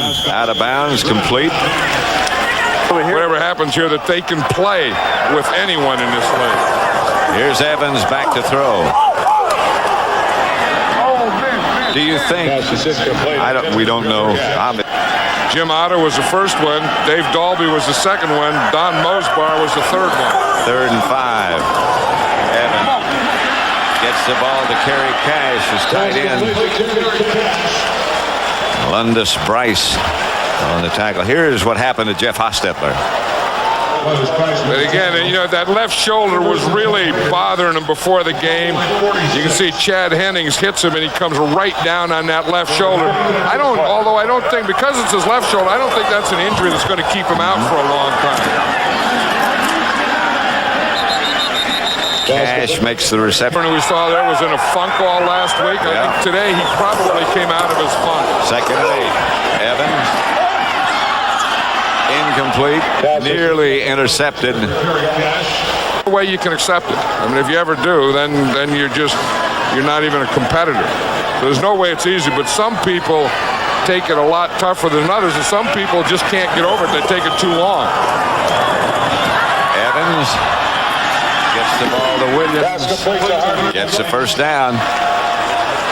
Inside the 35. Now, what is this? I mean, this doesn't look like Oakland. No. I mean, if the guys came back, like the old day, like Bronco Nagurski and those guys, and they saw that at if they saw this football stadium and this grass and stuff, they'd love it. They would say, "What the heck's that all about?" Evans pass intended to the Raiders on both sides of the ball. Dallas Dallas 34, Oakland 21. The Cowboys at one time led 31-7. Evans out to Williams. And he just trots out of bounds. Record against all teams and all situations, too. Pass complete to Brown. Timeout, Raiders. That's their last one. That's the last time they can stop the clock other than getting out of bounds. But the one thing that this Cowboy team knows, and this guy here, Barry Switzer, knows, and all his players know, they have to beat the 49ers. That if they're going to be the best team, they have to beat the champion. And the champion right now is the San Francisco 49ers. And the San Francisco 49ers have beaten the Cowboys 3 straight. Here are the standings in the NFC East. Dallas, with this win today, will improve their record to 9-2. The Eagles 7-4. They still have to play each other. And then the Giants, the Redskins, and Arizona. And here's where the Raiders stand in the AFC West. Kansas City with the best record of anybody, 9-1. The Raiders will be 8-3. Denver won today, 6-5. Seattle 5-6. They've turned things around to a degree, and San Diego 4-7. Yeah, and that Kansas City-Oakland thing isn't as widespread as it looks, because one thing, Kansas City has to play these Cowboys Thanksgiving, and number 2, they have to play the Raiders again. Here, Evans. The jump ball is intercepted by Brock Marion, I believe, but I think the whole show was out of the end zone. Maybe Al Davis. You know, right in front of him there is Jim Otto. You know, we were talking about the Raider centers, and we showed Don Mosbar, and we showed Dave Dalby, and then there was Jim Otto there, who was the first Raider center. And behind him, the guy who put it all together, the franchise. And both of them are in the Hall of Fame. Both of them should be. Both of them super guys. I'll tell you, I have as much respect for Al Davis as anyone in this game. Quarterback Johnson. And that will do it. As time runs out on the Raiders, and the Cowboys are victorious 34-21. 4th and inches. Coach Bannon, he likes to punt. So for John Madden, this is Pat Summerall saying so long from Oakland Alameda County Stadium, where the final score was Dallas 34, the Raiders 21. You've been watching Fox Sports coverage of